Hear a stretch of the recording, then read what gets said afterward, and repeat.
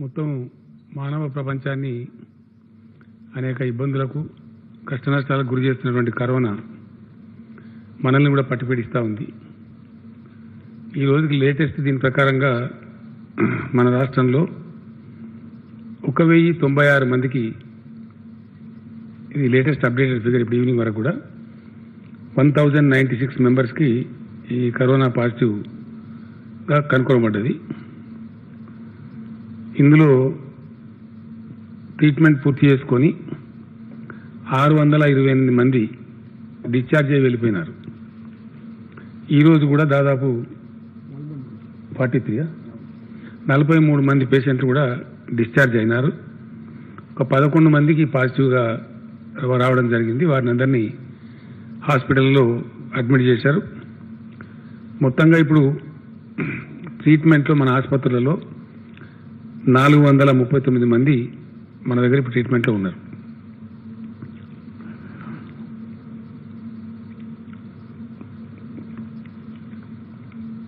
ముందు నుంచి చాలా కఠినంగా ఒక పకడ్బందీ వ్యూహంతో మన రాష్ట్రం వివరించడం జరిగింది. ఇందుకు ప్రత్యక్షమైనటువంటి ఉదాహరణ కరీంనగర్. అప్పుడు దేశంలో ఎవరికి కూడా కంటైన్మెంట్ అనే పదం తెలియదు, అసలు ఐడియా కూడా లేదు. ఈవెన్ గవర్నమెంట్ ఆఫ్ ఇండియా కూడా. మనం మొట్టమొదటి case first containment zone in India Karimnagar. ఆ రోజు వరకు ఎవరికి కూడా ఐడియా లేదు. అక్కడ సంభవించిన పరిణామం నేపథ్యంలో ఇండోనేషియన్ దేశస్తులు ఒకటే చోటికి 11 మంది రావడం, ఆ 11 మంది కూడా పాజిటివ్ రావడం, వాళ్ళు అక్కడ చాలా కాలం ఉండటంతో మేల్కొని ఢిల్లీ గవర్నమెంట్ కూడా హెచ్చరించి, కేంద్రాన్ని కూడా హెచ్చరించి మనం చాలా పకడ్బందీ చర్యలు తీసుకున్నాం. నేను వైద్య శాఖ మంత్రి రాజేందర్ గారికి, అక్కడ స్థానిక మంత్రి రాజేందర్, మన గంగుల కమలాకర్ గారికి, అట్లానే వైద్య శాఖ అధికారులకు, పోలీసు, ఆ జిల్లా కలెక్టర్ గారికి ప్రత్యేకమైనటువంటి అభినందనలు తెలియజేస్తా ఉన్నాను. అహోరాత్రులు కష్టపడి విత్ మినిమల్ లాసెస్, ఒక్క లైఫ్ కూడా పోకుండా, వితౌట్ ఏ సింగిల్ డెత్ కరీంనగర్ని మనం కాపాడగలిగాం. ఒక దశలో నేను కూడా వెళ్తా అంటే అక్కడ అధికారులు కావచ్చు, ఇక్కడ రాజేందర్ గారు కావచ్చు, మనం పోతే సీఎం పోతే రొటీన్గా ఉండే హడావుడి ఉంటుంది కాబట్టి వర్క్ డిస్టర్బ్ అయ్యే అవకాశం ఉంటుంది. అంటే నేను కూడా మానేసుకున్నా, ప్రయాణం పెట్టుకున్నామని కూడా మానుకున్నా. దాని రిజల్ట్ ఇప్పుడు కనపడతా ఉంది. We are 100% successful. చాలా బాగా జరిగింది. కంట్రీకే ఒక రోల్ మోడల్ అయినాం మనం కరీంనగర్ నుంచి. దాని నుంచి కేరళ కూడా చాలా ఉదాహరణలు తీసుకున్నారు. టఫ్గా ఎట్లా ఉండాలా ఓ సిచ్యువేషన్ వస్తే అని చెప్పి కరీంనగర్ దాని నుంచి మనం కూడా బాగా నేర్చుకొని మిగతా అంతా కూడా అట్లనే ఎక్కడ పకడ్బందీ చర్యలు ఏ పద్ధతిలో తీసుకోవాలా, అసలు ఎట్లా ఉంది, సమస్య యొక్క సాంద్రత ఏమిటి, సమస్య యొక్క తీవ్రత ఏమిటి, దాని దృష్ట్యా పనిచేసినాం కాబట్టి చాలా చక్కటి ఫలితాలు వచ్చినాయి. చాలా అదుపులో ఉంచగలిగినాం. We are quite successful. ఈరోజు డెత్ రేట్ విషయంలో చూస్తే కూడా కంట్రీ డెత్ రేట్ వచ్చి 3.37 ఉంది. మన దగ్గరనేమో 2.64 ఉంది. తక్కువ ఉన్నాం మనం కంట్రీ యావరేజ్లో. యాక్టివ్ కేసెస్ విషయంలో కూడా కంట్రీ యావరేజ్ 69% ఉంది, 69.21. మనము 42.7% ఉంది. అట్లనే రికవరీ రేట్ చూస్తే రికవరీ కంట్రీ యావరేజ్ ఏమో 27.40 ఉంది, మన కాడికి వస్తే 57.3 ఉంది. సో ఇట్లా ఏ పారామీటర్లో చూసుకున్నా కూడా డెఫినెట్గా మనం చాలా చక్కగా ముందు పోతూ ఉన్నాం. దీనికోసం పనిచేసినటువంటి నాయకులు కావచ్చు, అధికారులు కావచ్చు, వైద్య సిబ్బంది, పోలీస్ సిబ్బంది, ఇంకా ఇతరత్ర పనిచేసినటువంటి సిబ్బంది, ప్రత్యేకించి మా జిల్లా కలెక్టర్లు అందరికీ కూడా నేను హృదయపూర్వకమైనటువంటి అభినందనలు తెలియజేస్తా ఉన్నా. ఈ కృషి ఇట్లానే కొనసాగవలసిన అవసరం ఉంది. ఎందుకోసం అంటే మన దగ్గర దీనిలో దశలు ఉన్నవి. అంతర్జాతీయ స్థాయిలో దీన్ని చూసే దాంట్లో రకరకాల పద్ధతుల్లో దీన్ని విశ్లేషిస్తారు. ఆ విశ్లేషణలో ఫ్లాటనింగ్ అంటారు, అంటే ఆ కర్వ్ కిందికి పోవడం, తగ్గిపోవడం. మనం ఇప్పుడు ఫ్లాటనింగ్ స్టేజ్లో ఉన్నాం తెలంగాణ. దీన్ని పూర్తిగా క్రష్ చేయాలి, జీరోకి తీసుకురావాలి. ఆ ప్రయత్నం జరుగుతూ ఉంది, చాలా తీవ్రంగా జరుగుతూ ఉంది. సో అట్లా ఇంకో మంచి వార్త కూడా ఏంటంటే, ఇంతకుముందే మధ్యాహ్నం జీనోమ్ వ్యాలీ, మన రాష్ట్రంలో చాలా ప్రఖ్యాతిగాంచినటువంటి జీనోమ్ వ్యాలీ ఏదైతుందో, అక్కడ ఆల్మోస్ట్ మొదటి దశలో స్థాపించబడ్డ 2-3 ఫ్యాక్టరీలలో ఒకటి భారత్ బయోటెక్ అని చెప్పి ఒక కంపెనీ ఉంది. దానికి సంబంధించిన వాళ్ళు సీఎం రిలీఫ్ ఫండ్కి 2 crores ఇవ్వడానికి వచ్చినారు. వాళ్ళు కాసేపు మాట్లాడిన వారితో పాటు మొన్న ఈ మధ్యనే హైదరాబాద్లో అతి సనాతనమైన బయోటెక్ ఫ్యాక్టరీ, మన బయాలజికల్ ఇవాన్స్ బిఈ మహిమా దాట్లా అని చెప్పి దాని ఎండి గారు, వారు కూడా వచ్చినారు. తర్వాత మన రెడ్డి గారు ఉన్నారు, శాంతా బయోటెక్, వరప్రసాద్ రెడ్డి గారు, ఆయన చాలా గొప్పవాడు. వారు కూడా చెప్పినారు చాలా సీరియస్గా పరిశోధన జరుగుతూ ఉంది. ఆగస్టుకే మాకు వ్యాక్సిన్ వచ్చే ఆస్కారం ఉందని చెప్పినాడు ఆయన. 2 చేస్తూ ఉన్నాం సైమల్టేనియస్గా, ఆగస్టు అండ్ సెప్టెంబర్ 2 వ్యాక్సిన్లు తెస్తూ ఉన్నాం. 100% సక్సీడ్ అవుతామని చెప్పి చాలా విశ్వాసాన్ని వారు చెప్పినారు. ఒకవేళ అది కనుక మన ఎక్స్పెక్టెడ్ టైంలో అది మన రాష్ట్రం నుంచే, మన తెలంగాణ నుంచి, జీనోమ్ వ్యాలీ నుంచి ఆవిష్కరణ కనుక వస్తే, ఇటు బయాలజికల్ ఈవెంట్స్ కావచ్చు, భారత్ బయోటెక్ కావచ్చు, లేదు మన శాంతా బయోటెక్ వరప్రసాద్ రెడ్డి గారు చేస్తున్న కృషి కావచ్చు, వస్తే కనుక చాలా గ్రేటు. అది ప్రపంచానికి మనం రిలీఫ్ ఇచ్చిన వాళ్ళం అవుతాం. మనకు, దేశానికి ప్లస్ ప్రపంచానికి కూడా పెద్ద సాయం చేసిన వాళ్ళం అవుతాం. మనం అందరం కూడా భగవంతుని ప్రార్థించుదాం. ఎంత తొందరగా వ్యాక్సిన్ వస్తే అంత గొప్ప విజయం మానవ జాతి సాధిస్తుంది. కాబట్టి అది జరగాలని చెప్పి మనస్ఫూర్తిగా కోరుకుందాం.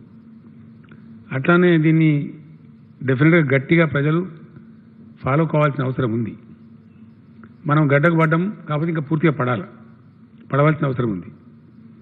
నమ్మటానికి వీలు లేదు, కనిపించని శత్రువు. కాబట్టి దయచేసి ప్రజలు తమకు తామే స్వీయ నియంత్రణ పాటించాలా. అది ఎవరి కోసమో, ఎవరో బలవంత పెడుతున్నాో పాటిస్తున్నాం అని అనుకోవాల్సిన అవసరం లేదు. మనల్ని మనం రక్షించుకోవడానికి ఇప్పుడు మనం చాలా చక్కగా రక్షించుకోగలిగినాం. పెద్ద అతిశక్తివంతమైన అమెరికాలోనే కుప్పలుగా చచ్చిపోతూ ఉన్నారు. మన దేశంలో కూడా కొన్ని రాష్ట్రాలలో భయంకరంగా పోతూ ఉంది. మరి మనం చాలా తక్కువ నష్టాలతోని మన చేతిలో ఉన్న ఒకే ఒక ఆయుధం లాక్డౌన్, అంటే భౌతిక దూరాన్ని పాటిస్తూ, దాన్ని సోషల్ డిస్టెన్స్ అని రాస్తున్నారు, కొంచెం బాగలేదు పదము, భౌతిక దూరం అని రాద్దాం. దయచేసి నేను మీకు కూడా రిక్వెస్ట్ చేస్తా ఉన్నా. అది సాంఘిక బహిష్కరణ లాగా ఉంది సోషల్ డిస్టెన్స్ అంటే. అలా కాకుండా భౌతిక దూరాన్ని పాటిస్తూ, ఫిజికల్ డిస్టెన్స్ పాటిస్తూ మనం బాగా విజయం సాధించినాం, నియంత్రణలో ఉంచుకోగలిగినాం. ఇంకా కొంచెం పంటి బిగు ఉన్నో, ఒంటి బిగు ఉన్నో, ఇంకా కొంచెం ముందుకు పోతే మనకు డెఫినెట్గా విజయం వచ్చే ఆస్కారం ఉంటుంది. తక్కువ నష్టాలతోని మన రాష్ట్రం, మన సమాజం బాగుపడే అవకాశం ఉంటుంది. కాబట్టి అందరూ కూడా దయచేసి సహకరించాలని చెప్పి నేను కోరుతా ఉన్నా. ముఖ్యంగా ఇతర వ్యాధులు ఉన్నటువంటి వాళ్ళు, ఆల్రెడీ ట్రీట్మెంట్లో ఉన్నటువంటి వాళ్ళు, షుగర్ వ్యాధిగ్రస్తులు కావచ్చు, బీపీ కావచ్చు, డయాలసిస్లో ఉన్న కిడ్నీ రోగులు కావచ్చు, అట్లానే క్యాన్సర్ పేషెంట్స్ కావచ్చు, ఇతరత్ర ఎయిల్మెంట్స్, గుండె జబ్బులు ఉన్న వాళ్ళు కావచ్చు, వాళ్ళు ట్రీట్మెంట్ తీసుకుంటూ ఉన్నారు గవర్నమెంట్ హాస్పిటల్లో, ప్రైవేట్ హాస్పిటల్లో. వాళ్ళంతా మెడికల్ డిపార్ట్మెంట్ లిస్టులో ఉన్నారు. వాళ్ళు పదే తిరిగే అవసరం లేకుండా నిన్నే మినిస్టర్ గారు ఈటెల రాజేందర్ గారు డిసైడ్ చేసినారు. వాళ్ళకు 3 నెలలకు కావాల్సిన అవసరాలు మందులు ఒకటేసారి ఇవ్వాలని చెప్పి డిసైడ్ చేశారు. వారు బయటికి రావద్దని చెప్పి నేను కోరుతా ఉన్నా. వారి కోసం ప్రత్యేకంగా 1 కోటి మాస్కులు, వాళ్ళు 40 నుంచి 50 లక్షల మధ్య ఆ పేషెంట్లు ఉన్నారు, వారికి ఫ్రీగానే మాస్కులు హెల్త్ డిపార్ట్మెంటే సప్లై చేస్తుంది. అవి కాటన్వి తయారు చేస్తూ ఉన్నారు ప్రత్యేకంగా, వాషబుల్ అన్నమాట. అవి వాడుకోవడానికి, వాళ్ళకు బయటికి తిరగడానికి ఇబ్బంది లేకుండా, వాళ్ళకు సంక్రమించకుండా, వాళ్ళ ద్వారా ఇతరులకు సంక్రమించకుండా, వాళ్ళకు కొంచెం సులభంగా జబ్బు సోకే ఆస్కారం ఉంటుంది. కాబట్టి ప్రమాదం కూడా జరిగేటువంటి ఆస్కారం ఉంటుంది. కాబట్టి వాళ్ళని కాపాడుకోవాలని చెప్పి 1 కోటి మాస్కులు వాళ్ళకు ఫ్రీగా మెడికల్ డిపార్ట్మెంట్ మినిస్టర్ గారు డిస్ట్రిబ్యూట్ చేయిస్తారు. దాని ప్రణాళిక కూడా డిపార్ట్మెంట్ వాళ్ళు ఆల్రెడీ తయారు చేశారు. ఆ ప్రకారంగా దాని మీద మనం ముందుకు పోదాం.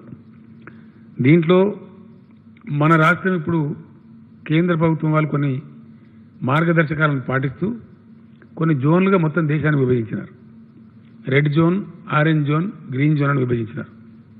ఇందులో 6 జిల్లాలు మనవి రెడ్ జోన్లో ఉన్నవి. సూర్యాపేట, గద్వాల, వికారాబాద్, మేడ్చల్, రంగారెడ్డి, హైదరాబాద్. ఈ 6 జిల్లాలు రెడ్ జోన్ కింద ఉన్నవి. 9 జిల్లాలు గ్రీన్ జోన్ కింద ఉన్నవి. కొద్దిగా మీరు రాష్ట్రం మంచి దయచేసి కొద్దిగా ఓపిక తెచ్చుకొని ఇంకా ప్రజలకు క్లారిటీ రావాల్సిన అక్కడ ఉంటుంది. యాదాద్రి, భువనగిరి, వరంగల్ రూరల్, వనపర్తి, భద్రాద్రి కొత్తగూడెం, సిద్దిపేట్, ములుగు, మహబూబాబాద్, నాగర్ కర్నూల్, పెద్దపల్లి. ఈ 9 మనకు గ్రీన్ జోన్లో ఉన్నవి. అట్లానే మరొక 18 జిల్లాలు ఆరెంజ్ జోన్లో ఉన్నవి. అందులో సంగారెడ్డి, మహబూబ్ నగర్, మెదక్, జయశంకర్ భూపాలపల్లి, కామారెడ్డి, కరీంనగర్, జగిత్యాల్, మంచిర్యాల్, నారాయణపేట్, రాజన్న సిరిసిల్ల, నల్లగొండ, నిజామాబాద్, ఆదిలాబాద్, ఖమ్మం, జనగామ, కొమ్రంభీం, ఆసిఫాబాద్, నిర్మల్, జోగులాంబ, గద్వాల. ఈ 18 జిల్లాలు ఆరెంజ్ జోన్లో ఉన్నాయి. ఈ క్లాసిఫికేషన్ ప్రకారం కొన్ని సడలింపులు భారత ప్రభుత్వం ఇచ్చింది. కొంత వ్యవస్థ ఆ ప్రకారం నడుచుకోవాలని చెప్పింది. మనం దాన్ని అతిక్రమించడానికి మనకు అధికారాలు లేవు. అంతకన్నా కొంచెం కఠినంగా పెట్టుకోవచ్చు. ఆ వెసులుబాటు మనకు ఇచ్చినారు.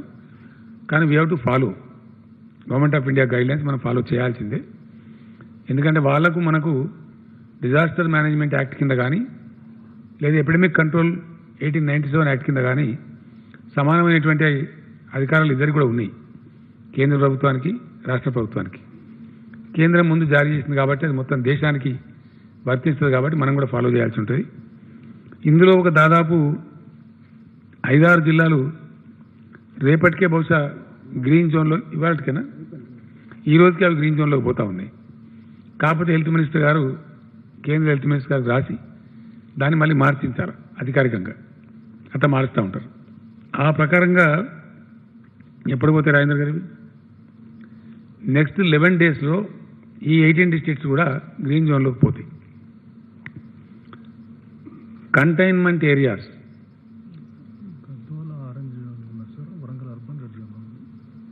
మనం చెప్పి అత్తే అయిపోయింది కదా. మరి గద్వాల ఆరెంజ్లో ఉందా సార్? నేను ఇందాక చెప్పిన దానిలో గద్వాల ఆరెంజ్ జోన్లో ఉంది, వరంగల్ అర్బన్ రెడ్ జోన్లో ఉంది. చిన్న చేంజ్. నెక్స్ట్ 11 డేస్లో ఈ 18 జిల్లాలన్నీ కూడా గ్రీన్ జోన్లోకి పోతున్నాయి. కంటైన్మెంట్ ఏరియాస్ రాష్ట్రంలో ఇప్పటి వరకు ఒక 35 ఉన్నాయి. 35 కదా. 35లో హైదరాబాద్ ఎన్ని? 19 హైదరాబాద్లో, 16 ఈ రెడ్ జోన్లో ఉన్న ఇతర జిల్లాల్లో ఉన్నాయి. ఇవి కూడా నాకు తెలిసి ఈ రోజుకే 35 నుంచి అన్ని వెళ్ళిపోయి ఒక 12 మాత్రం మిగిలే పరిస్థితి ఉంది. మిగిలినటువంటి 23 వెళ్ళిపోతున్నాయి. అవి ఈ రోజుతో గడువు తీరుతున్నది. వీటిని కూడా డీనోటిఫై చేసేస్తారు. అట్లా అవి కూడా తగ్గిపోతున్నాయి. ఇంకా దినం గడుస్తున్నప్పుడు ఇంకా కూడా పోతూ ఉంటాయి. అయినప్పటికీ కూడా మనకి ఈ రెడ్ జోన్లో ఉన్న జిల్లాలలో మరీ ముఖ్యంగా హైదరాబాద్, మేడ్చల్, రంగారెడ్డి చాలా ఎక్కువ జనసాంద్రత ఉండే జిల్లాలు. ఇక్కడనే చాలా భయంకరమైనటువంటి పరిస్థితి కూడా మనకున్నాయి. ఇక్కడ మనం ఏమాత్రం కూడా రిస్క్ తీసుకోలేము. తీసుకుంటే పెద్ద పాపం ముట్టగట్టుకున్న వాళ్ళం అవుతాం. చాలా కఠినంగా ఇక్కడ వ్యవహారం చేయవలసి వస్తుంది. అక్కడ we cannot compromise at any cost. ఇక్కడ చూస్తే మనకి టోటల్ కేసులలో 726 కేసులు ఇక్కడనే ఉన్నాయి. అంటే 66%. మొత్తం రాష్ట్రంలో ఉండేటువంటి 1096 కేసులలో 66% కేసులు కేవలం ఇక్కడనే ఉన్నాయి. అట్లానే రాష్ట్రం అంతా కలిసి 34% ఉంది. అట్లానే ఇప్పుడు మనకి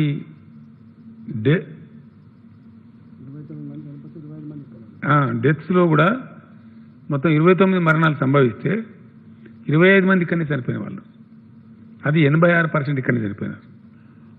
తర్వాత ఇప్పుడు లేటెస్ట్ వచ్చే కేసులు, నిన్న మొన్న వచ్చే కేసులు మనం ఈ రోజుతో సహా అన్నీ కూడా జిహెచ్ఎంసీ వస్తూ ఉన్నాయి.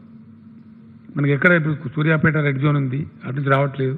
ఆల్మోస్ట్ అయిపోయింది సూర్యాపేట, వాస్తవానికి 14 days అయిపోయింది.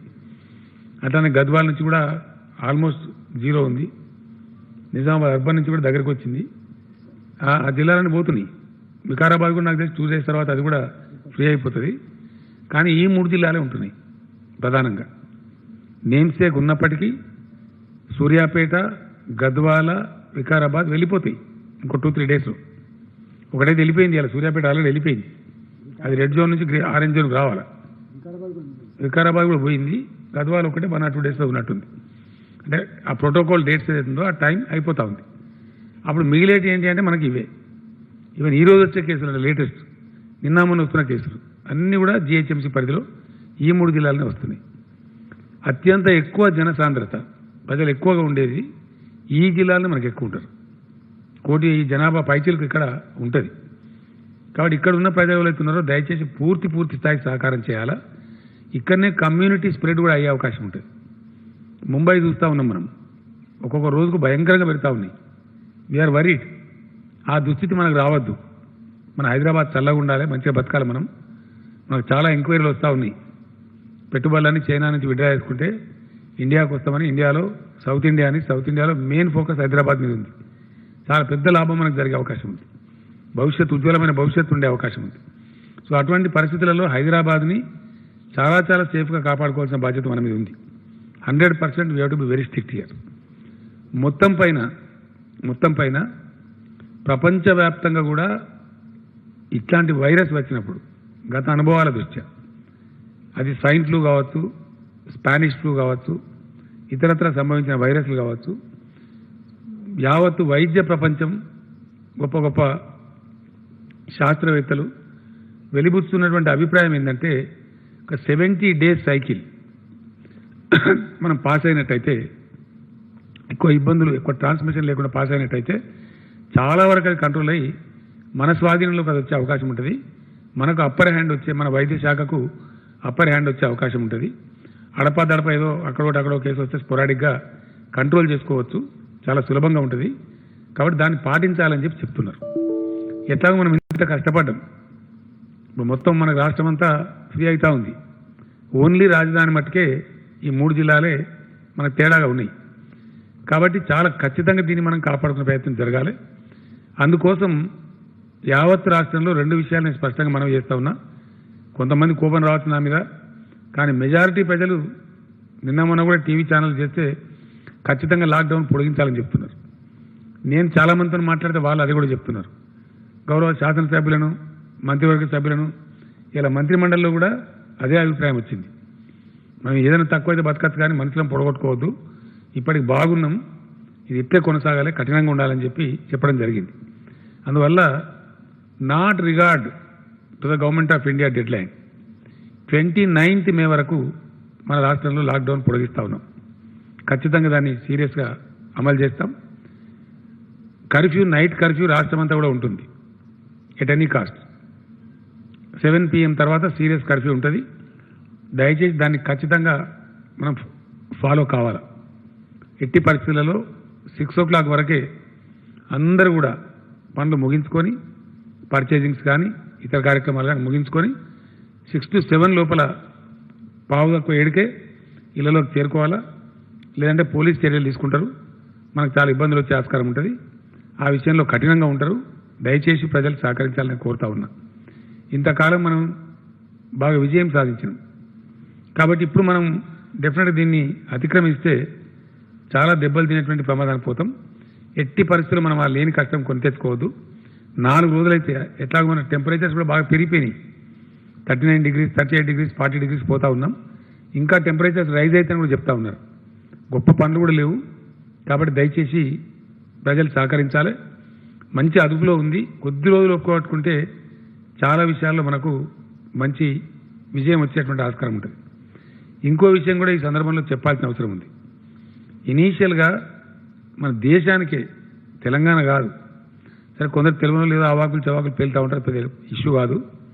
కానీ మన దేశానికే ఇటువంటి విపత్తు వస్తే ఎదుర్కొనే నైపుణ్యం లేదు. రాష్ట్ర ప్రభుత్వాన్ని వదిలిపెట్టండి, కేంద్ర ప్రభుత్వం దగ్గర కూడా 10 కిట్లు లేని దుస్థితి. 10 కిట్లు కూడా. ముఖ్యమంత్రుల వీడియో కాన్ఫరెన్స్లో ప్రీతి సుడాన్ గారు అని చెప్పి హెల్త్ సెక్రటరీ గారు ఆమెనే చెప్పినారు. అప్పటిదాకా మనం ఏంటంటే డిపెండెంట్ కంట్రీ, ప్రతిదీ ఇంపోర్టు. ప్రతి చిన్న సబ్జెక్ట్ కూడా ఇంపోర్ట్. ఈవెన్ మాస్క్, ముక్కు పెట్టుకున్న మాస్క్, N95 మాస్క్ కూడా ఇంపోర్టే. ఆ పర్సనల్ ప్రొటెక్షన్ ఎక్విప్మెంట్, ఆ కిట్, పీపీఈ కిట్ కూడా ఇంపోర్టే. ఎక్కడ లేవు, ఎక్కడ ఒకటి కూడా లేదు. మన దగ్గర ఇంకా నయం, కొన్ని ఎయిడ్స్ బాబత్ పాత కిట్లు ఉంటే మినిస్టర్ గారు దాన్ని గామా రేస్ ట్రీట్మెంట్ చేయించి కొన్ని ఇనిషియల్గా వాడినాం. తర్వాత రాజేందర్ గారు అంటే ఎట్లా ఉంటుందంటే, రాజేందర్ గారు కష్టపడి బెంగళూరులో పట్టుకుని 15,000 కిట్స్ కానీ ఇస్తా అంటే కొంచెం ఎక్కువ డబ్బు ఇచ్చినా కొందామంటే అక్కడ పోలీసులు దాన్ని సీజ్ చేశారు. మనకు రానియలే. ఎక్కడో లేదు అక్కడ యాంగ్జైటీ కాబట్టి ఆ రాష్ట్రం వాళ్ళు అక్కడనే లాగేసుకున్నారు. అంత కఠినం ఉండే. ఆ స్టేజ్ నుంచి మనం ఇప్పుడు చాలా అద్భుతమైన స్టేజ్కి చేరుకున్నాం. 10 లక్షల కిట్లకు ఆర్డర్ ఇచ్చినాం. అందులో ఆల్మోస్ట్ 5,60,000 కిట్లు మన హ్యాండ్ ఓవర్లో ఉన్నాయి. ఇప్పుడు మనకు సరిపోను కాదు, అవసరమైతే పక్క రాష్ట్రం కూడా సాయం చేసే స్థాయిలో మనం ఉన్నాం. మెడికల్ ఎక్విప్మెంట్ విషయంలో అవి మెడిసిన్స్ కావచ్చు, పీపీఈ కిట్స్ కావచ్చు, N95 మాస్క్ కావచ్చు, అవి కూడా దాదాపు 6 లక్షల పైచిలుకున్నాయి. ఈ మాస్క్ అయితే చాలా ఉన్నాయి కదా, అట్లా రకరకాలుగా అవన్నీ ఉన్నాయి. గ్లౌజులు అన్నీ, ఎవ్రీథింగ్ వీఆర్ ఫుల్లీ ఎక్విప్డ్. అది మనకు కాదు, ఇంకోళ్ళు కూడా సాయం చేసే పరిస్థితులు మనం ఉన్నాం. సో ఆరోగ్య శాఖ ఎటువంటి పరిస్థితి ఉత్పన్నమైనా పూర్తి యుద్ధం చేసే స్థాయిలో సన్నద్ధంగా ఉన్నాం. బెడ్స్ అన్ని రెడీ చేసి పెట్టుకున్నాం. హాస్పిటల్స్ అన్ని సిద్ధంగా ఉన్నాయి. ఒక 25,000 మందిని వైద్యులు మరియు పారామెడికల్ సిబ్బందిని కూడా పూల్కి కూడా తయారు చేసి పెట్టినాం. So we are ready to face any eventuality. ప్రభుత్వం తానుగా సిద్ధంగా ఉంది. కావాల్సిందల్లా ప్రజల సహకారమే, పీపుల్ కోఆపరేషనే. ఇంతవరకు వచ్చినాం. కొద్దిపాటు పనిచేస్తే మనం ముందుకు అవకాశం ఉంటుంది. నేను మరొకసారి మనవి చేస్తా ఉన్నా, దయచేసి దాన్ని కోమార్బిడిటీస్ అంటారు. కోమార్బిడిటీస్ అంటే ఇతరత్ర జబ్బులు కలిగి ఉన్నవాళ్ళు, ఇతరత్ర ఎయిల్మెంట్స్ కలిగి ఉన్నవాళ్ళు అని మెడికల్ భాషలో అంటారు. అటువంటి వాళ్ళు ఎట్టి పరిస్థితుల్లో రిస్క్ తీసుకోవద్దు. దయచేసి పెద్దవాళ్ళు, 65 ఇయర్స్ దాటిన వాళ్ళు రాకుండా, వాళ్ళు బయటికి రాకుండా, వాళ్ళ పిల్లలు, వాళ్ళ యోగక్షేమాలు చూడాలి. వాళ్ళని తిప్పవద్దు బయటికి. అత్యవసరం అయితే వైద్య అవసరాల నిమిత్తం తప్ప వాళ్ళని బయటికి రాకుండా చూసుకోవాలా. అట్లానే చిన్నపిల్లల్ని కూడా బయటికి రాకుండా చూసుకోవాలా. తద్వారా మనం పూర్తిగా బయటపడే అవకాశాలు ఉంటాయి. ఆ రకంగా మనం ముందుకు పోవాల్సిన అవసరం ఉంది.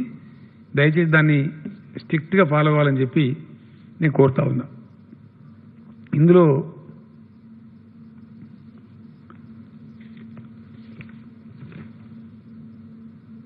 ఎకనామిక్ యాక్టివిటీ కూడా కొంత ప్రారంభించుకోవాలని చెప్పి మనకి కొంత కేంద్రం కొన్ని విషయాలు పెట్టింది. అందులో ఆరెంజ్ జోన్లో ఏం చేయాలా, గ్రీన్ జోన్లో ఏం చేయాలా, రెడ్ జోన్లో ఏం చేయాలి అనే నిబంధనలు ఉన్నాయి. వాటిని యథాతథంగా మనం కూడా అమలు చేస్తున్నాం. కేంద్రం ఏదైతే మార్గదర్శకాలు ఇచ్చిందో వాటిని తూచా తప్పకుండా యథాతథంగా మనం అమలు చేస్తూ ఉన్నాం. ఇంకా కొంచెం కఠినంగా వ్యవహారం చేస్తాం. ఫర్ ఎగ్జాంపుల్, కేంద్ర ప్రభుత్వం రెడ్ జోన్లో కూడా షాపులు తెరుచుకోవచ్చని ఇచ్చిండ్రు. మనం తెరవడం లేదు. ఇక్కడ హైదరాబాద్, రంగారెడ్డి, మేడ్చల్ అండ్ వికారాబాద్, గద్వాల్, సూర్యాపేట్, అది గద్వాల్ కాదు, Warangal urban and Suryapet. We are not opening a single shop. No, very strict. ఎట్టి పరిస్థితి ఒక షాప్ కూడా ఓపెన్ చేయం. ఇక్కడ ఓపెన్ చేసేదల్లా గృహ నిర్మాణ యాక్టివిటీ కొనసాగుతుంది కాబట్టి దానికి సంబంధించిన షాపులు మాత్రం ఓపెన్ చేస్తారు. నిత్యావసర సరుకుల షాపులు ఓపెన్గా ఉంటాయి, ఇంతకుముందు ఉన్నట్టే సేమ్ యాక్టివ్గా, దానిలో ఏం డిస్టర్బెన్స్ ఉండదు. దాంతోపాటు సిమెంటు స్టీల్ షాపులు, హార్డ్వేర్ షాపులు కదా, గృహాలకు సంబంధించి నిర్మాణాలకు సంబంధించినటువంటి ఎలక్ట్రికల్ షాపులు, హార్డ్వేర్ షాపులు మటుకు తీసి ఉంటాయి, వాటికి పర్మిట్ చేస్తారు. ఎలక్ట్రికల్ షాపులు, హార్డ్వేర్ షాపులు, ఈ సిమెంటు స్టీల్ షాపులు ఇంతవరకు తీసి ఉంటాయి. ఏ షాప్ కూడా ఏ షాపులు కూడా తీసి ఉండవు. తర్వాత వ్యవసాయ సంబంధమైనటువంటి పనిముట్లు, స్పేర్ పార్ట్స్ కావచ్చు, ట్రాక్టర్స్ కావచ్చు, ఇతరత్ర కావచ్చు, వ్యవసాయ శాఖ జరగాలి. నేను ప్రైమ్ మినిస్టర్ గారు కూడా చెప్పినాను, వారు కూడా నాతో ఏకీభవించినారు. ఎందుకంటే కొన్ని విషయాలు చాలా తమాషగా ఉంటాయి ఒకసారి ఆలోచిస్తే. ఈరోజు ఏదన్నా అనుకోని పరిస్థితి సంభవిస్తే భారతదేశానికి అన్నం పెట్టే శక్తి ప్రపంచంలో ఏ దేశానికైనా ఉన్నదా? లేదు. No country which can help us. అంటే వ్యవసాయానికి ఉన్న ప్రాధాన్యత ఏంటంటే ఏదన్నా పరిస్థితి సంభవించి ఇబ్బంది కనుక వస్తే మనకు అన్నం పెట్టే శక్తి సామర్థ్యాల దేశమే లేదు. మనమే 135 కోట్లు. మన 135 కోట్ల పొట్టలు నింపే శక్తి ఎవరికి ఉంది? పేరుకు దేశాలు కానీ మన తెలంగాణ కంటే చిన్న దేశాలే 100 ఉన్నాయి. తెలంగాణ రాష్ట్రం కంటే చిన్న దేశాలే 100 పైచీలకు ఉంటాయి, ఇంత ఉంటాయి. వాటికి అంత శక్తి లేదు. కాబట్టి ఎట్టి పరిస్థితులలో ఆహార సెక్టర్లో, ఆహార రంగంలో దేశం సాధించుకున్నటువంటి స్వావలంబన కోల్పోకూడదు ఎట్ ఎనీ కాస్ట్. అది నేను ప్రైమ్ మినిస్టర్ గారు కూడా చాలా స్పష్టంగా చెప్పినాను. ఫుడ్ సెక్టర్లో చాలా కష్టపడి మనం సెల్ఫ్ రిలయంట్గా ఉన్నాం, స్వావలంబన సాధించినాం.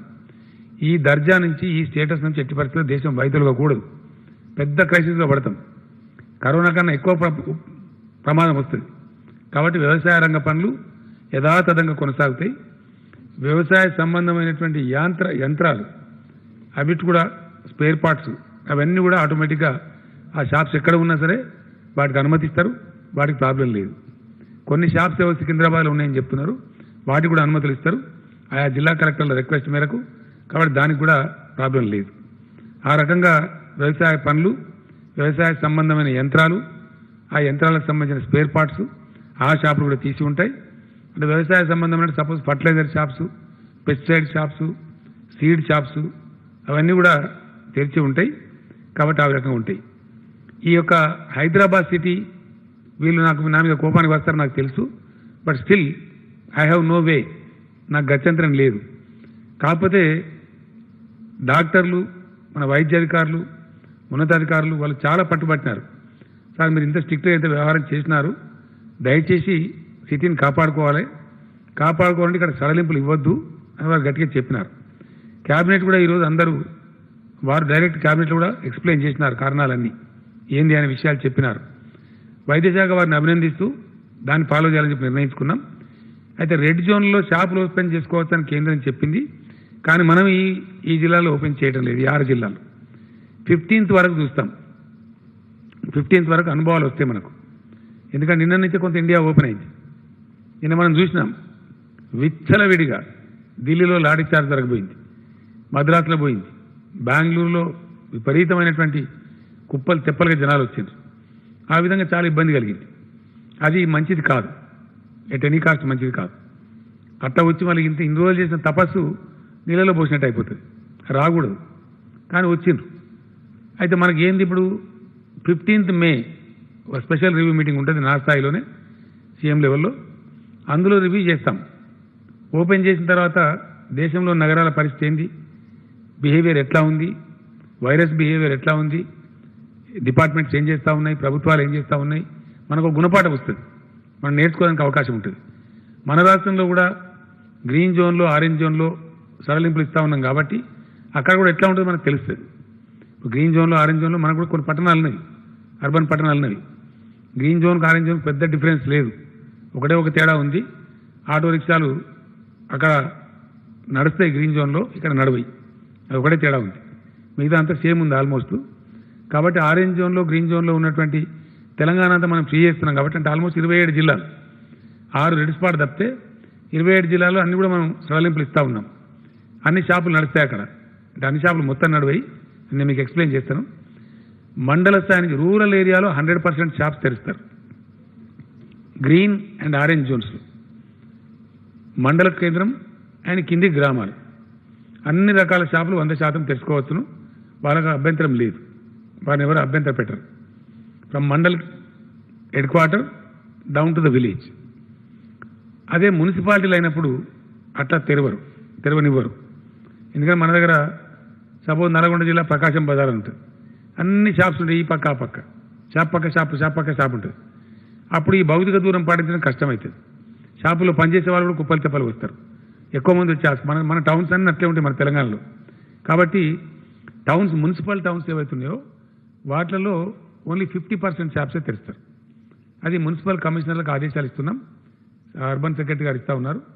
లాటరీ తీస్తారు, ఈరోజు 50%, రేపు 50%, మళ్ళీ ఎల్లుండి ఈ 50%. సైకిల్లో అన్ని షాపులకు ఆపర్చునిటీ వస్తుంది, అందరూ కూడా వ్యాపారం చేసుకోవాలి. కాబట్టి ప్రతిరోజు మటుకు 50% షాప్స్, ఆల్టర్నేటివ్ షాప్సే తెరుస్తారు.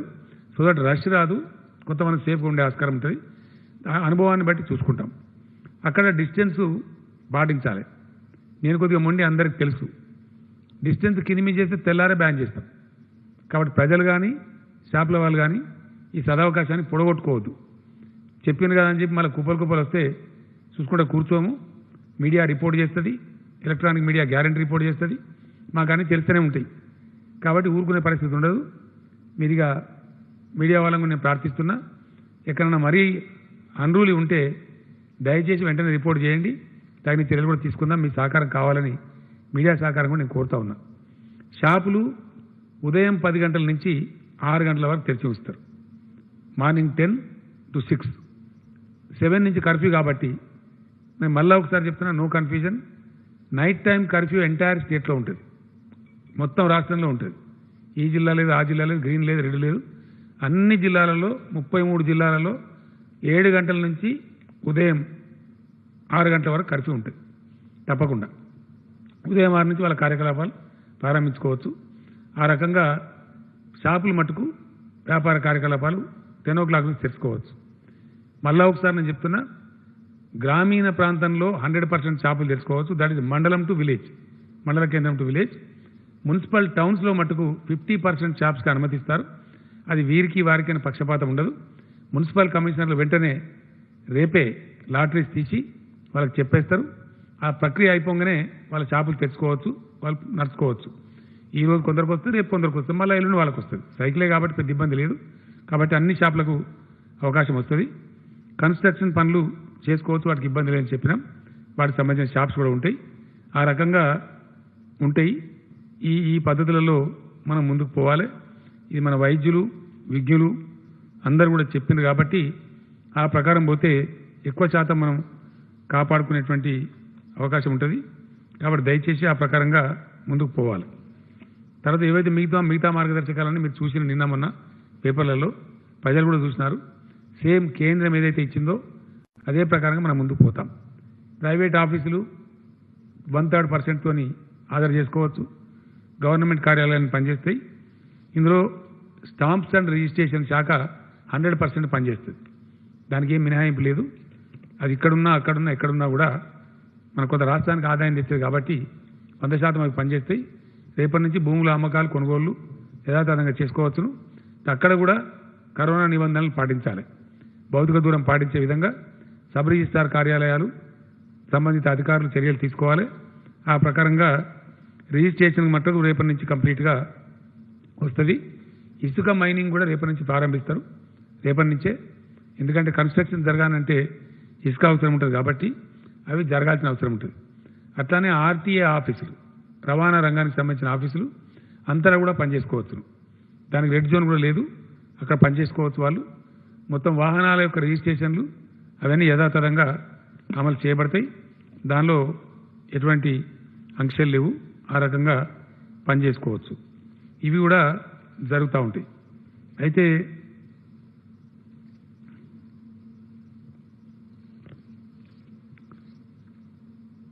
రిజిస్ట్రేషన్స్ అవన్నీ కూడా జరుగుతాయి. ఈ విధంగా మనం ముందుకు పోదాం. తర్వాత విద్యార్థులకు సంబంధించి 10వ తరగతి పరీక్షలు మధ్యలో ఆగిపోయినాయి. 3 పరీక్షలు జరిగినాయి, 8 పరీక్షలు జరగవలసింది. ఆ 8 పరీక్షలు నిర్వహిస్తాం. ఇంతకుముందు హైకోర్టు వాళ్ళు ఆర్డర్ ఇచ్చినారు. సో హైకోర్టు ఏ నిబంధనలు చెప్తే ఆ నిబంధనలు ఫాలో చేస్తే ఎగ్జామ్ కండక్ట్ చేస్తాం, చేయాలి. ఎందుకంటే మనకు 2500 వరకు ఇంచుమించుగా సెంటర్స్ ఉన్నవి. వాటిని అవసరమంటే 5000 చేస్తాం, 5500 చేస్తాం.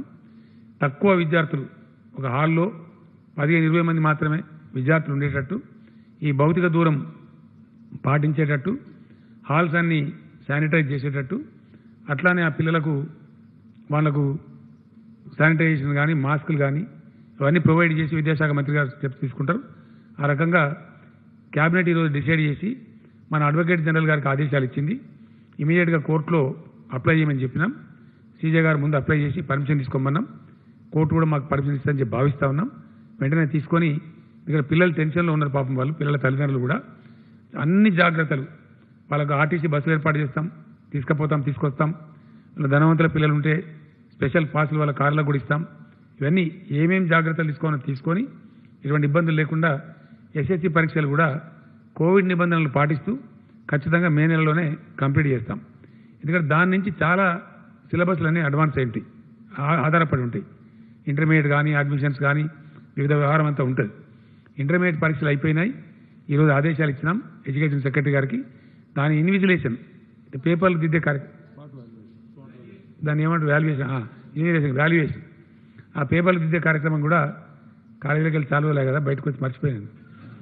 సో ఆ వాల్యుయేషన్, స్పాట్ వాల్యుయేషన్ కదా, పేపర్లు దిద్దే కార్యక్రమం అది ఈజీగా ఆ కార్యక్రమం ముమ్మరంగా రేపటి నుంచే చేపడతారు. కాబట్టి దాన్ని కూడా ముగిస్తాం. సో ఆ విద్యార్థులకు కూడా ఇబ్బంది లేకుండా ఎడ్యుకేషన్ మాడ్యూల్ ఈరోజు హెచ్ఆర్డీ మినిస్టర్ గారు కూడా ఏదో చెప్పినారు, కేంద్రం కొన్ని నిబంధనలు పెట్టినారు. ఎడ్యుకేషన్ మినిస్టర్ గారు, సెక్రటరీ గారు, వారికి ఒక సబ్ కమిటీ కూడా ఉంది, క్యాబినెట్ సబ్ కమిటీ. ఆ సబ్ కమిటీ కూర్చొని దాన్ని ఫైనల్ చేస్తారు. ఎందుకంటే సిలబస్ ఎట్లా కంప్లీట్ కావాలా, ఎంతవరకు హాజరు కావాలా, రేపు ఎట్లా జరగాలి, అసలు ఏ పద్ధతిలో అవలంబించాలా అనేదంతా కూడా ఒక మాడ్యూల్ తయారు చేయాలి. ఇక్కడ నేను చెప్పదలుచుకున్నది ఏంటంటే ఇది రేపో ఎల్లుండో సమస్యపోయే సమస్య కాదు. ఫైనల్గా కరోనా మనం కలిసి బతకాల్సిందే. విద్య కావాలి, కొంచెం తెలివి కావాలి. ఉపాయం ఉన్నోడు అపాయం నుంచి తప్పించుకుంటాడు. కాబట్టి మనం ఉపాయంతో బతకాలి. అది ఆ తెలివి ఇప్పుడు మనం సంతరించుకోవాలి. ఇదేదో రేపో ఎల్లుండో వారం రోజులకో దాటిపోయే గండం కాదు. ఇది మనం వేటాడుతూనే ఉంటుంది. కాబట్టి ఇప్పటిదాకా మనం రక్షించుకున్నాం కొంచెం ఉపాయంతో. ఇప్పుడు కూడా మనం ఉపాయంతో రక్షించుకోవాలి. మనల్ని మనమే రక్షించుకోవాలి, ఎవరో వచ్చి మనల్ని కాపాడరు. కాబట్టి ఈ 10వ తరగతి పరీక్షలు నిర్వహించడంతో పాటు ఇంటర్మీడియట్ స్పాట్ వాల్యుయేషన్ కూడా పూర్తి చేస్తాం. నెక్స్ట్ సిలబస్ ఇయర్ ఏమైనా 15 రోజులు ఆలస్యం అవుతుందా, జూన్కే ఉంటుందా, జూలైకి పోతుందా, ఏది ఉత్తమం, ఎట్లా చేయవచ్చు, రాష్ట్రం యొక్క దేశం యొక్క కరోనా యొక్క పరిస్థితులను పరిగణలోకి తీసుకొని షార్ట్ పీరియడ్లో దాన్ని డిక్లేర్ చేస్తాం. ఆ లోపల inter valuation and SSC exams మటుకు డెఫినెట్లీ పూర్తి చేస్తాం. చాలామంది న్యాయవాద మిత్రులు తెలంగాణ అడ్వకేట్ చేసి చాలా డిమాండ్ చేస్తూ ఉన్నారు చాలా రోజుల నుంచి. మేము చాలామంది పేద అడ్వకేట్స్ ఉన్నారు, కొత్తగా ప్రాక్టీస్కి వచ్చిన వాళ్ళు ఉన్నారు, దాదాపు 10,000 మంది ఉంటారు. అట్లా మమ్మల్ని కూడా ఆదుకోవాలా, ఈ టైంలో కోర్టులు మొత్తం లాక్డౌన్ కారణంగా స్తంభించిపోయింది, ఇబ్బంది ఉందని చెప్పినారు. ఈరోజు క్యాబినెట్ ముందుకు ప్రతిపాదన వస్తే దాన్ని తీసుకొని క్యాబినెట్ సమగ్రంగా చర్చ చేసినాం. ఈ న్యాయవాదుల్ని, యువ న్యాయవాదుల్ని, పేద న్యాయవాదుల్ని కొంచెం ఆదుకోవాలని చెప్పి ప్రభుత్వం నిర్ణయించింది. ఎందుకంటే ఇటువంటి కష్ట సమయంలో ఎవరికైనా ప్రభుత్వమే అండదండ ఉండగలుగుతుంది. కాబట్టి దానిలో ఒక 25 కోట్ల రూపాయలను వాళ్ళకు మంజూరు చేసినాం. ఒక ట్రస్ట్ లాగా ఏర్పాటు చేసి దానికి మన అడ్వకేట్ జనరల్ గారు ప్రసాద్ గారు చైర్మన్గా, ఫైనాన్స్ సెక్రటరీ గారు ఒక సభ్యుడిగా, మన న్యాయశాఖ సెక్రటరీ సంతోష్ రెడ్డి గారు ఒక సభ్యుడిగా, ఒక ట్రస్టీగా ఏర్పాటు చేసినాం. ఈ డబ్బులు మన రాష్ట్ర హైకోర్టు చీఫ్ జస్టిస్ గారి ఆధ్వర్యంలో ఎక్కడేం తప్పులు పోకుండా ధర్మంగా ఎవరికైతే సాయం అందవలసి ఉందో ఆ రకంగా దాన్ని వాళ్ళకు వితరణ చేయమని చెప్పినాం. తక్షణంగా 15 crores రిలీజ్ చేస్తూ ఉన్నాం. ఈరోజు రిలీజ్ చేశాం. ఫైనాన్స్ సెక్రటరీకి ఆదేశం ఇచ్చాం. వాళ్ళకి అంత అవసరం ఉంటే ఆ మిగతా డబ్బు కూడా దఫల వారీగా రిలీజ్ చేస్తాం. ఆ రకంగా ఫైనాన్స్ మినిస్టర్ గారు, సెక్రటరీ గారు ఆ స్టెప్స్ తీసుకుంటూ ఉన్నారు. ఆ విధంగా వాళ్ళని కాపాడుతాం. అదేవిధంగా వలస కూలీల గొడవ. తెలంగాణ రాష్ట్రం చాలా డైనమిక్ స్టేట్, చాలా డైనమిక్ స్టేట్. ఇక్కడ నిజంగా కూడా తెలంగాణ స్ట్రెంత్ చాలా సంతోషం కలుగుతూ ఉంటుంది మనకు. ఇంత గొప్పగా పనులు జరిగే రాష్ట్రం, ఎన్నో రాష్ట్రాల వాళ్ళు ఇక్కడ వచ్చి పొట్టబోసుకునే రాష్ట్రం. ఒకప్పుడు మనమే వలసపోయినాం, సమైక్య పాలకులు మనల్ని అవమానాలు కూడా చేసినారు. మీకు రాష్ట్రమే కాదు, మీకు పరిపాలన చేయరాదన్నారు. కానీ అత్యంత డైనమిక్ మోస్ట్ హ్యాపెనింగ్ స్టేట్ కింద తెలంగాణ ప్రూఫ్ చేసుకున్నది. And that is what is happening. నాకు కూడా అప్పుడప్పుడు ఆశ్చర్యం కలుగుతూ ఉంది, ఎన్ని లక్షల మంది ఎన్ని రంగాలలో పనిచేస్తూ ఉన్నారు తెలంగాణలో. చాలా మనం సంతోషించదగ్గ విషయం, మనకు ఎంత శక్తి తోడవుతా ఉన్నదని. సో నేను మొన్ననే చెప్పినాను వాళ్ళకి, మీరంతా మా బిడ్డలు, మా తెలంగాణ అభివృద్ధిలో భాగస్వాములు, కాబట్టి మీరేం ఫికర్ చేయవద్దు, మిమ్మల్ని అన్ని విధాల కడుపులో పెట్టుకుంటాం, ఆదుకుంటామని చెప్పినాం, ఆదుకుంటూ ఉన్నాం. దాదాపు 7.5 లక్షల మంది కార్మికులకు వాళ్ళకి అన్ని వసతులు కల్పించినాం. మన వాళ్ళకి ఇచ్చినట్టే వాళ్ళకి కుటుంబం ఉంటే 12 కిలోల బియ్యం కానీ పిండి కానీ ఇస్తూ వాళ్ళకు కూడా 1,500 రూపీస్ ఇచ్చినాం. ఒకటే వ్యక్తి ఉంటే 500, వాళ్ళు కూడా ఫ్యామిలీ ఉంటే సేమ్ మనలాగా 1,500 రూపాయలు వాళ్ళకు కూడా ఇచ్చినాం. దాంతో వాళ్ళు సంతృప్తిగా ఉన్నారు. అది కాకుండా చాలా వాలంటీర్ ఆర్గనైజేషన్స్, మన నాయకులు చాలామంది కూడా వాళ్ళని ఆదుకుంటూ ఉన్నారు. అక్కడక్కడ ఇబ్బంది పడే వాళ్ళను ఆ రకంగా ఉన్నారు. వాళ్ళలో కొంతమంది మాకు ఇక్కడ ఉపాధి ఉంటే ఉంటామని చెప్పేవాళ్ళు కూడా ఉన్నారు. ఈ పాయింట్ వాళ్ళకి అర్థం కావాలి కాబట్టి నేను హిందీలో చెప్తే మంచిదని అనుకుంటున్నా. जो हमारे भाई है दूसरे राज्यों से आके तेलंगाना के विकास में काम कर रहे हैं, हम आपको जैसा मैंने पहले बताया था, हमारे बेटे हमारे तेलंगाना राज्य विकास के प्रतिनिधि मानते हैं. आप बेफिक्र से यहाँ काम कर सकते हैं. यहाँ सारा काम खुल जा रहा है, आपको करने के लिए पूरा काम मिल जाएगा. हाउसिंग एक्टिविटी चलेगा, रियल एस्टेट चलेगा, काफ़ी और काम भी चल पड़ेगा, इंडस्ट्री भी चलेगा. तो लिहाजा आप अपना काम ढूंढ सकते हैं. जहाँ आप पहले से काम कर सकते हैं वहाँ आप आराम से अपना काम कर सकते हैं. जो लोग जाने के लिए मन बना लिए हुए हैं, आप लोग जा सकते हैं, कोई पाबंदी हम रोकेंगे नहीं. लेकिन एकदम लाखों लोगों को हम नहीं भेज सकते. आज मेरा यूपी सीएम साहब से बात हुआ, बिहार सीएम साहब से बात हुआ, कई चीफ मिनिस्टर लोगों से और कई अधिकारियों से मेरा बात हुआ उत्तर भारत में. वो लोग भी लेने के लिए तैयार है, लेकिन उन्होंने एक दिक्कत बताया कि जो लोग जाना चाहते हैं उनका सूची हमको वहाँ भेजना पड़ता है, कितने लोग जाएंगे और उस राज्य में, वो चाहे उत्तर प्रदेश में हो, राजस्थान में हो, मध्य प्रदेश में हो या किसी और राज्य में हो, बिहार में हो, झारखंड में हो, तो वहाँ पे किस जिले में वो लोग जाएंगे, क्योंकि वहाँ की सरकार इनके जाने का प्रबंध करना चाहिए. वहाँ पे भी पब्लिक ट्रांसपोर्ट नहीं है, इनके लिए स्पेशल प्रबंध करना पड़ेगा. अब ये लोग सडनली जाके उतर गए. और बिहार जैसा राज्य है, वहाँ के लोग बता रहे थे, वहाँ के सीएम साहब और चीफ सेक्रेटरी बता रहे थे, कई लाख लोग वहाँ पहुँच रहे. तो एकदम 1 लाख लोग आ जाए तो उनको संभालना उनको मुश्किल हो जाएगा. तो वो लोग भी एक शेड्यूल बना रहे. अगर बाहर से लोग आ रहे तो किस प्रकार से उनको कौन से रेलवे स्टेशन पे उतारा जाए, किधर लिया जाए और जैसा सेफली उनका घर पहुंचा दिया जाए, उनके गांव पहुंचा दिया जाए. इसके लिए टाइम लगेगा. तो इसीलिए दूसरे राज्यों से जो तेलंगाना में काम कर रहे हैं भाई बंधुजन है, कोई आपको घबराहट की जरूरत नहीं है. आप जाना चाहो तो हम भेज देंगे, लेकिन ज़्यादातर रुकने का प्रयास कीजिए. और इकट्ठा सारे लोग इकट्ठा जाएंगे संभव नहीं है. आप लोग ये समझना चाहिए, लाखों में हजारों में हम नहीं भेज सकते. अब आज 11 ट्रेन हमने भेज रहे हैं. आज देखिए बिहार के लिए 5 गाड़ी रवाना हो रहे, झारखंड के लिए 1 गाड़ी हो रहे, राजस्थान के लिए 1 ट्रेन जा रहे, उत्तर प्रदेश के लिए 2 ट्रेन जा रहे और मध्य प्रदेश के लिए 2 ट्रेन जा रहे. तो इस प्रकार से 11 ट्रेन आज हैदराबाद से रवाना हुई. मैं 40 ट्रेन भेजना चाह रहा था, लेकिन उन राज्यों से भी हमारे को कंसेंट की जरूरत है, इजाज़त लेना पड़ता है. तो एकदम 10,000 गए, वहाँ पे बस नहीं मिलेगा, आप अपने गांव नहीं पहुँच जाएंगे, वहाँ भी दिक्कत हो जाएगा, ये कुछ उल्टा सुल्टा हो जाएगा. तो इसीलिए धीरे धीरे अब तक 13 ट्रेन, पहले 2 ट्रेन जा चुके हैं, अब 13 ट्रेन जा रहे हैं. अब एक ऐसी अच्छी बात यह है, एक पॉजिटिव बात, कि हमारे राज्य में पूरे राइस मिल्स में जितने भी राइस के मिल्स है, बिहार के भाई काम करते हैं. अभी वो 20-22 हज़ार लोग आना चाह रहे हैं बिहार से, हम उसको लेने के लिए तैयार हैं. जो गाड़ी बिहार जा रहा है वहाँ से राइस मिल में काम करने वाले लोग वापस में उसी गाड़ी में वापस हम लोग ला रहे हैं. कल एक ट्रिप आ रहा है बिहार से, जो कल गया था ट्रेन, उस ट्रेन से बिहार से फिर हम वहाँ से 1200 लोगों को भर्ती करके ला रहे हैं, जो यहाँ के भिन्न भिन्न प्रांतों में राइस मिल्स में काम करने वाले हैं।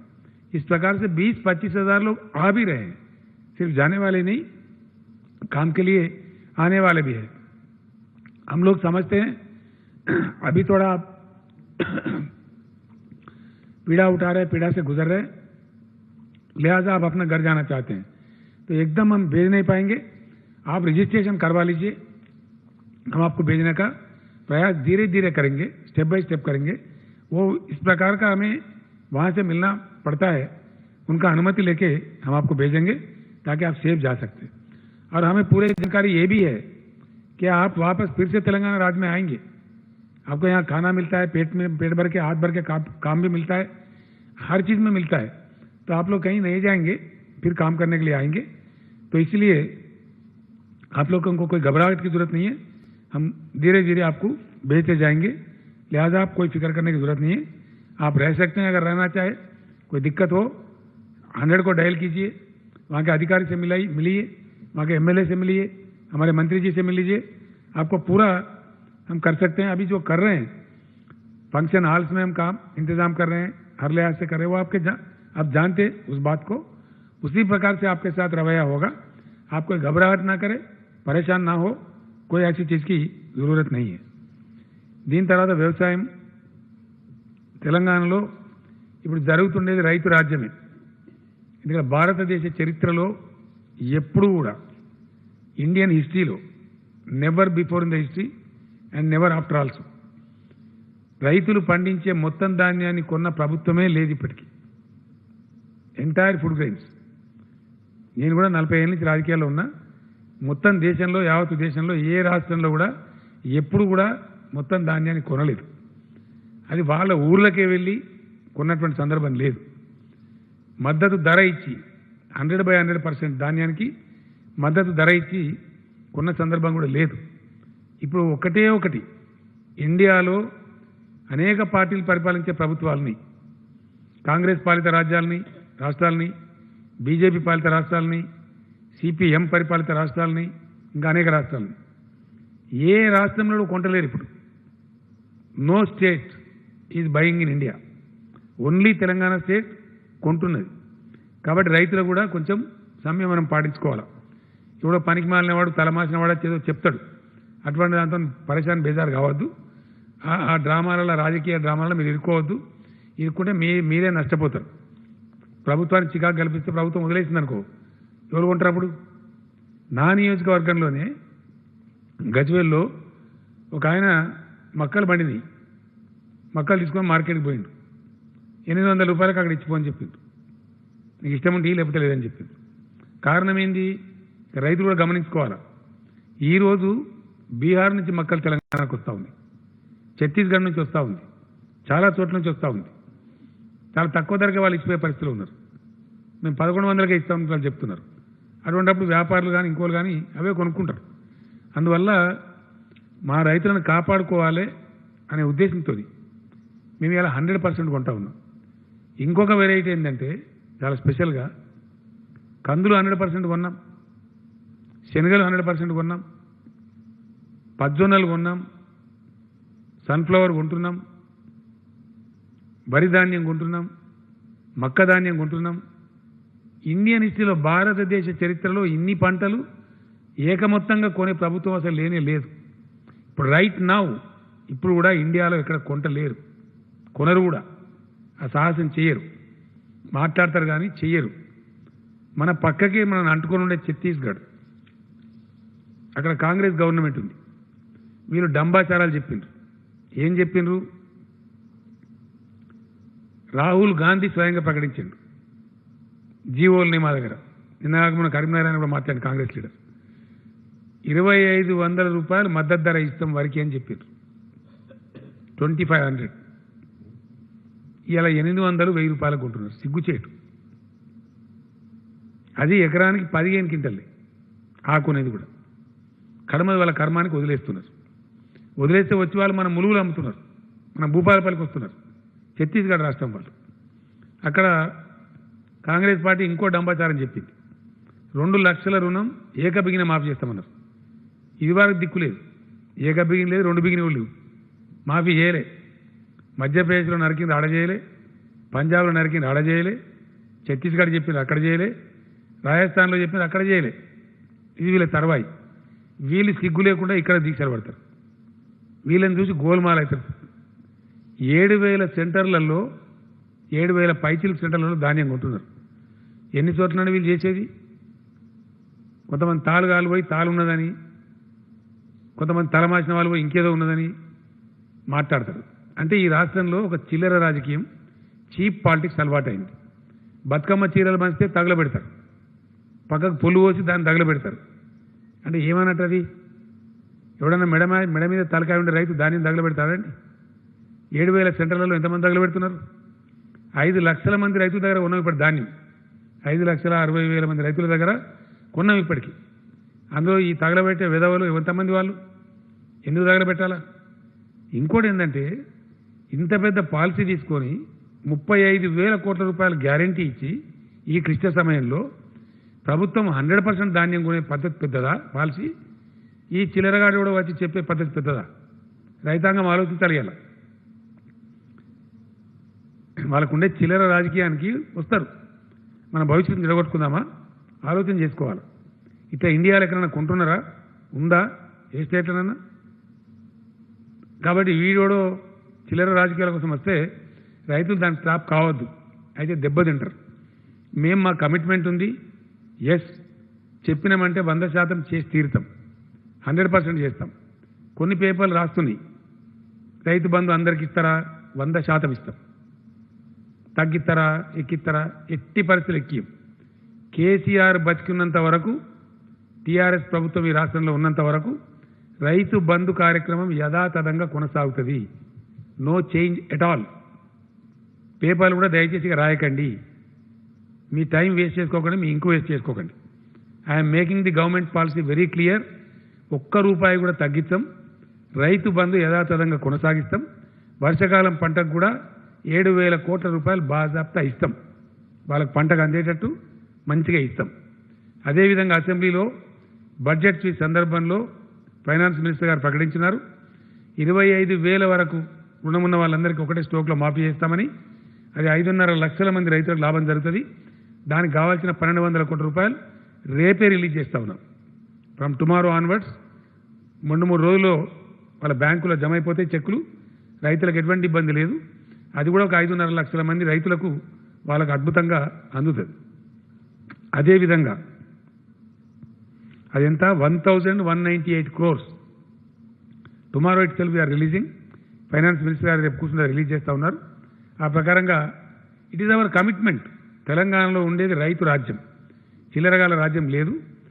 రైతులను ధనవంతులను చేసేదాకా, రైతుల అప్పులు తీరేదాకా, రైతులు తమ పెట్టుబడి తామే జేబులో నుంచి ఖర్చు పెట్టుకునేదాకా ఈ ప్రభుత్వం విశ్రామం తీసుకోదు, ఈ ప్రభుత్వం ఊరుకోదు.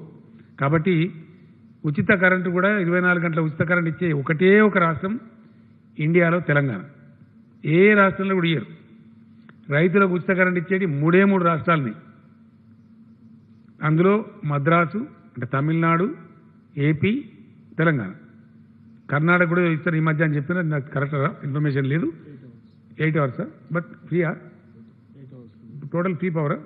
మన దాకా లేదు, but I have to checkup. అది ఎక్కడ కూడా 8 గంటలు, 9 గంటలు, 6 గంటలు ఇస్తారు తప్ప మిగతా టైంలో ఇయ్యరు. 24 hours high quality power without charging single నయా పైసా ఇచ్చే ఒకటే ఒక రాష్ట్రం తెలంగాణ. మా కమిట్మెంట్ ఉంది. ఎందుకంటే రైతులు ధనవంతులు కావాలి, గ్రామీణ ఆర్థిక వ్యవస్థ పరిపుష్టం కావాలి. మాకు ఆ కమిట్మెంట్ ఉంది. ఎవడో చెప్తే మేము చేయం. మేము మాట ఇచ్చినాం, చేస్తాం అంతే. ఎవరో చెప్తే చేసాడో, ఎవరు డిమాండ్ చేస్తాడో, అది పిచ్చి రాజకీయ నాయకులు చేసే పని. బట్ మేము యాజ్ ఎ కన్విక్షన్ చేస్తాం. It's our conviction, it's our commitment to our farmers. ఆ విధంగా చేస్తాం. రెండవది, పేదలకు ఉన్నటువంటి మా కమిట్మెంట్ ఏదైతుందో 600 అయినా సరే దాన్ని అమలు చేస్తాం 100%. ఎట్టి పరిస్థితులలో వాళ్ళ పెన్షన్లు 2,016 రూపాయలు అందించి తీరుతాం. దానిలో ఎవ్వరికి ఎటువంటి అనుమానాలు అవసరం లేదు. 100% పెన్షన్లు ఇస్తాం. పేదల సంక్షేమంలో రాజీ పడేది లేదు, రైతుల సంక్షేమంలో రాజీ పడేది లేదు. మాకు ఎవడో సలహా చెప్పాల్సిన అవసరం లేదు. ఆ రకంగా ముందు పోతాం. మద్దతు ధర మంచి ఎంఎస్పీ కొంటా ఉన్నాం. నెక్స్ట్ సీజన్కి రైతులందరూ కూడా ప్రిపేర్ కావాలా. మన దగ్గర చాలా పెద్ద ఎత్తున వరి పంట వచ్చే ఆస్కారం ఉంది. కాబట్టి మనం చాలా జాగ్రత్తలు తీసుకోవాలి. నేనే స్వయంగా చాలా తిరుగుదామని అనుకున్నాను. ఆ రకంగా నేను పోలేకపోయాను, బికాస్ కరోనా వల్ల పోలేకపోయినా. కానీ కార్యకలాపాలు స్టార్ట్ చేస్తాం వెరీ షార్ట్ పీరియడ్లో. ఎందుకంటే రాష్ట్రం అంతా కూడా రూరల్ ఏరియా మొత్తం గ్రీన్ జోన్లోకి మారిపోతుంది కాబట్టి కొద్ది రోజులలో ఒక జంట నగరాలు మినహాయిస్తే అవుతుంది. కాబట్టి ఆ టైంలో వీలైతే కొన్ని ప్రాంతాలు నేను కూడా పోతాను. వ్యవసాయ శాఖ మంత్రి గారు, ఆయన రైతు బంధు రాష్ట్ర అధ్యక్షుడు రాజేశ్వర రెడ్డి గారు ముమ్మరంగా పర్యటనలు చేస్తారు. రైతు బంధు కమిటీలను కూడా యాక్టివేట్ చేస్తాం. విత్తనాలు అందుబాటులో ఉంచుతాం. సన్న రకాలు ఎక్కువగా పండించాలి. ధాన్యం ఎక్కువ పండించి పరిశాన్ కావద్దు. ఎందుకంటే ఈరోజు ప్రభుత్వం కొంటా ఉంది, కరోనా ఉందని 100% కొంటా ఉన్నాం. ప్రతిసారి కొనడం సాధ్యం కాదు. కాబట్టి మార్కెట్లో డిమాండ్ ఉండే పంటలు పండించాలి. సన్న రకాలకు కూడా దాదాపు 30-35 లక్షల ఎకరాలలో నాటేసుకోవడానికి చాలా అద్భుతంగా ఆ ఇత్తనాలు కూడా సమకూరుస్తూ ఉన్నాం. ఇప్పటికీ సమకూర్చడం జరిగింది. కాబట్టి మీకు ఎరువులు రెడీగా ఉన్నాయి, విత్తనాలు రెడీగా ఉన్నాయి, పెట్టుబడి ప్రభుత్వం ఇస్తుంది. ఇప్పుడు కూడా ఆల్రెడీ ఒక 2,500 కోట్లు రైతులకు జమ అయినాయి. మిగతా డబ్బులను కూడా ఇమీడియట్గా ఇచ్చేస్తూ ఉన్నారు. దాన్ని కూడా మాట్లాడుతూ ఉన్నారు ఈ పనికి మాలినటువంటి రాజకీయ నాయకులు. పైసలు తొందరగా పోతలేవు, మీ జ్ఞాపకం ఉండాలా. నేనే చెప్పిన కదా లాస్ట్ మీటింగ్లో, లాస్ట్ ప్రెస్ కాన్ఫరెన్స్లో నేనే చెప్పిన, రైతులు కూడా మీరు అనవసరం పరిశాన్ కావద్దు. ప్రభుత్వం కొనాలి, కొన్న తర్వాత చిన్న ప్రాసెస్ ఉంటుంది. ఏమైందంటే మిల్లుకు పోతుంది, మిల్లుకు పోయి అక్కడ అకౌంట్ ఫర్ అవుతుంది. అది రాగానే సివిల్ సప్లైస్ కార్పొరేషన్ ఇన్ఫర్మేషన్ వస్తుంది, బంచులుగా రాగానే ఇమీడియట్గా డబ్బులు వేసేస్తుంది. ఆ కన్ఫర్మిటీ మిల్లువంతం రావాలి కాబట్టి, మళ్ళీ మధ్యలో హేరాపేరు జరగదు కాబట్టి రైతుకు ఆ డబ్బులు వేసేస్తారు. ఆటోమేటిక్గా పోతూ ఉంటాయి. అవి పోతున్నాయి. మే నెలంతా కూడా వస్తూనే ఉంటాయి అని చెప్పిన నేను. రైతులకు లేదు ఎగిరితం కానీ కాంగ్రెస్ పార్టీలకు ఉన్నది. ఎంత సిగ్గుమాలితనంగా మాట్లాడు. రైతులకు డబ్బులు పోతలేవు, ఎక్కడ పోతలేవు చూపిస్తారా, మాట్లాడదామా? నేనే వస్తాయి, ఎవరికి వస్తారో చెప్తాం. 4 రోజులకు 5 రోజులకు వస్తాయని రైతులు చెప్తున్నారు. లేనిపోని ఇంకోటి బాధ కలిగేది ఏంటంటే, ఏ అంశం ఎత్తుకోవాలన్నా కూడా తెలియలేదు వీళ్ళకు. నాదాని దుష్మని నేను చెప్పిన ఇంతకుముందు. ద బిగ్గెస్ట్ ప్రాబ్లం, చాలా మాకు పెద్ద సమస్య అయితే ఉంది. తెలివి ఉండాలా. ఇంత మంచిగా, ఇంత పాజిటివ్గా 100% ధాన్యం కొనే ప్రభుత్వం ఒకటే ఒక ప్రభుత్వం ఇండియాలో ఉంటే దాన్ని అప్రిషియేట్ చేయాల్సింది పోయి, దాన్ని గొప్పగా చెప్పాల్సింది పోయి, దానిలో మేమేదో ఇత్తులు కచ్చకాయలు. నేను ఇంకో మాట చెప్తున్నాను, మేము ధైర్యంగా చెప్తాం. ఏం చెప్పినా ఎవడన్నా మంచి రైతు, నికాలస్ రైతు తాళం అమ్ముతాడండి? తాళం అమ్ముతారా ఎవడన్నా రైతు? అమ్మచ్చునా? నేను కూడా రైతే, మనకు రైతులకు ధర్మం అది. తాళం అమ్మి డబ్బులు ఇవ్వని ఎవడన్నా తెలివిన రైతు అమ్ముతాడా? అమ్మ కూడదు, అది మనకు లత్త కూడదు, మంచిది కూడా కాదు. ఆ డబ్బు ధాన్యం ఎడిపోతుందండి, గవర్నమెంట్కి పోతుంది. అది మిల్లర్కి పోతే మళ్ళీ గవర్నమెంట్ తీసుకుంటుంది. అది అక్కడ ఏముంది, నిబంధన ఉంది. నువ్వు క్వింటాల్ వడ్లు తీసుకుంటే 67 కిలోల బియ్యం జోకాల, 67.5 68 ఉంది జోకాల. పార్బాయిల్డ్ అయితే 68, రా అయితే 67 కిలోలు జోకాల. మరి వాడు తాళ్ళు తీసుకుంటే ఏం జోకాల? అది చిన్న వ్యవహారం. లోకల్గా కూడా చిన్న లీడర్ చేయాల్సిన పని, చాలా స్మాల్. అక్కడ తెలుగు కల్లా ఆర్డీఓ ఉంటే, తెలుగు కల్లా ఎంఆర్ఓ ఉంటే వాళ్ళు పరిష్కారం చేసి ఏముంది అక్కడ. అటు మిల్లర్ ఎందుకు మునగాలి, రైతు ఎందుకు మునగాల? వాస్తవానికి ఏం చేయాలో, ఫ్యాన్ పెట్టి తాళ్ళు తీసేయి, ఎగబోయి తుర్పార బట్టి ఇచ్చేసి మనం అమ్మేది నికాలస్ ధాన్యం అమ్ముతాం. కానీ మనం తాళం అమ్మి పైసలు అడతామా? అంత దరిద్రంగా ఉంటామా? రైతులం ఉండరు. రైతులకు దరిద్రంగా ఉండే ఆలోచన లేదు. ఈ దరిద్రులు పోయి చెప్తారు, అది ప్రాబ్లం. ఇంకా వాళ్ళ కాలం ఎట్లుందో ఇప్పుడు అట్లే ఉందనుకుంటున్నారు. వాళ్ళ టైంలో ఎట్లుందో ఇప్పుడు కూడా అట్లే ఉందనుకుని ఒక భ్రమలో పోయి నాన్ ఇష్యూ చేద్దామని తెలివి తక్కువ పనిచేస్తూ ఉన్నారు. బిల్కుల్ తెలివి తక్కువ. నేను సిగ్గుపడుతున్నా. అలా ఈ రాష్ట్రంలో ఉన్న రైతు ధాన్యం మీద ధర్నా చేస్తాడంటే సిగ్గున్నాడు. సిగ్గు కూడా ఉండాలి, మనుషులు సిగ్గు కూడా పడాలా. ఇండియాలోనే ఎక్కడ లేదు కదా, ఎంటైర్ ఇండియాలో. ఇలా కాంగ్రెస్ పార్టీ ధర్నా, కాంగ్రెస్ పార్టీ పరిపాలించే రాష్ట్రంలో ఒక్క కాడ ఉంటుందా? ఒక్క దగ్గర. బీజేపీ పరిపాలించే రాష్ట్రంలో ఒక్క కాడ ఉంటుందా? At least 1 single state. మరి మీరు ఏ ముఖం పెట్టుకొని ఇక్కడ మాట్లాడుతున్నారు? ఎట్లా మాట్లాడతారు? మేము రైతులు మీ కాలంలో కొన్నారా మీరు? పోని ఇలా దేశంలో ఎక్కడైనా కొంటుండ్రా? నంబర్ 1. నెంబర్ 2, మీ కాలంలో ఎప్పుడైనా కొన్నారా? కాంగ్రెస్ పార్టీ పరిపాలించలేదా ఈ రాష్ట్రాన్ని? ఎప్పుడైనా కొన్నారా 100% ధాన్యాన్ని? మీరు వాగ్దానం చేసి కొట్టలేదు ఇలా ఛత్తీస్గఢ్లో. సో ఇటువంటి పిచ్చి ప్రయత్నాలతో అనుకుంటే ఇప్పుడు ఏమవుతుంది? ఉచిత వినోదం పంచే బఫూన్ గాళ్ళు జోకర్లు అన్న అవుతుంది ప్రజలు 100%. ఏం మాట్లాడతామండి? ఇక ఇంకొకడేమో ప్రభుత్వ నిర్లక్ష్యం వల్ల పిడుగులు పడుతూనే ఉంటాడు. ఏమైనా మాట్లాడుతుంటే మన బుద్ధి జ్ఞానం కూడా ఉండాలా? ఇది ఉంటుందా ఎక్కడండి ప్రపంచంలో?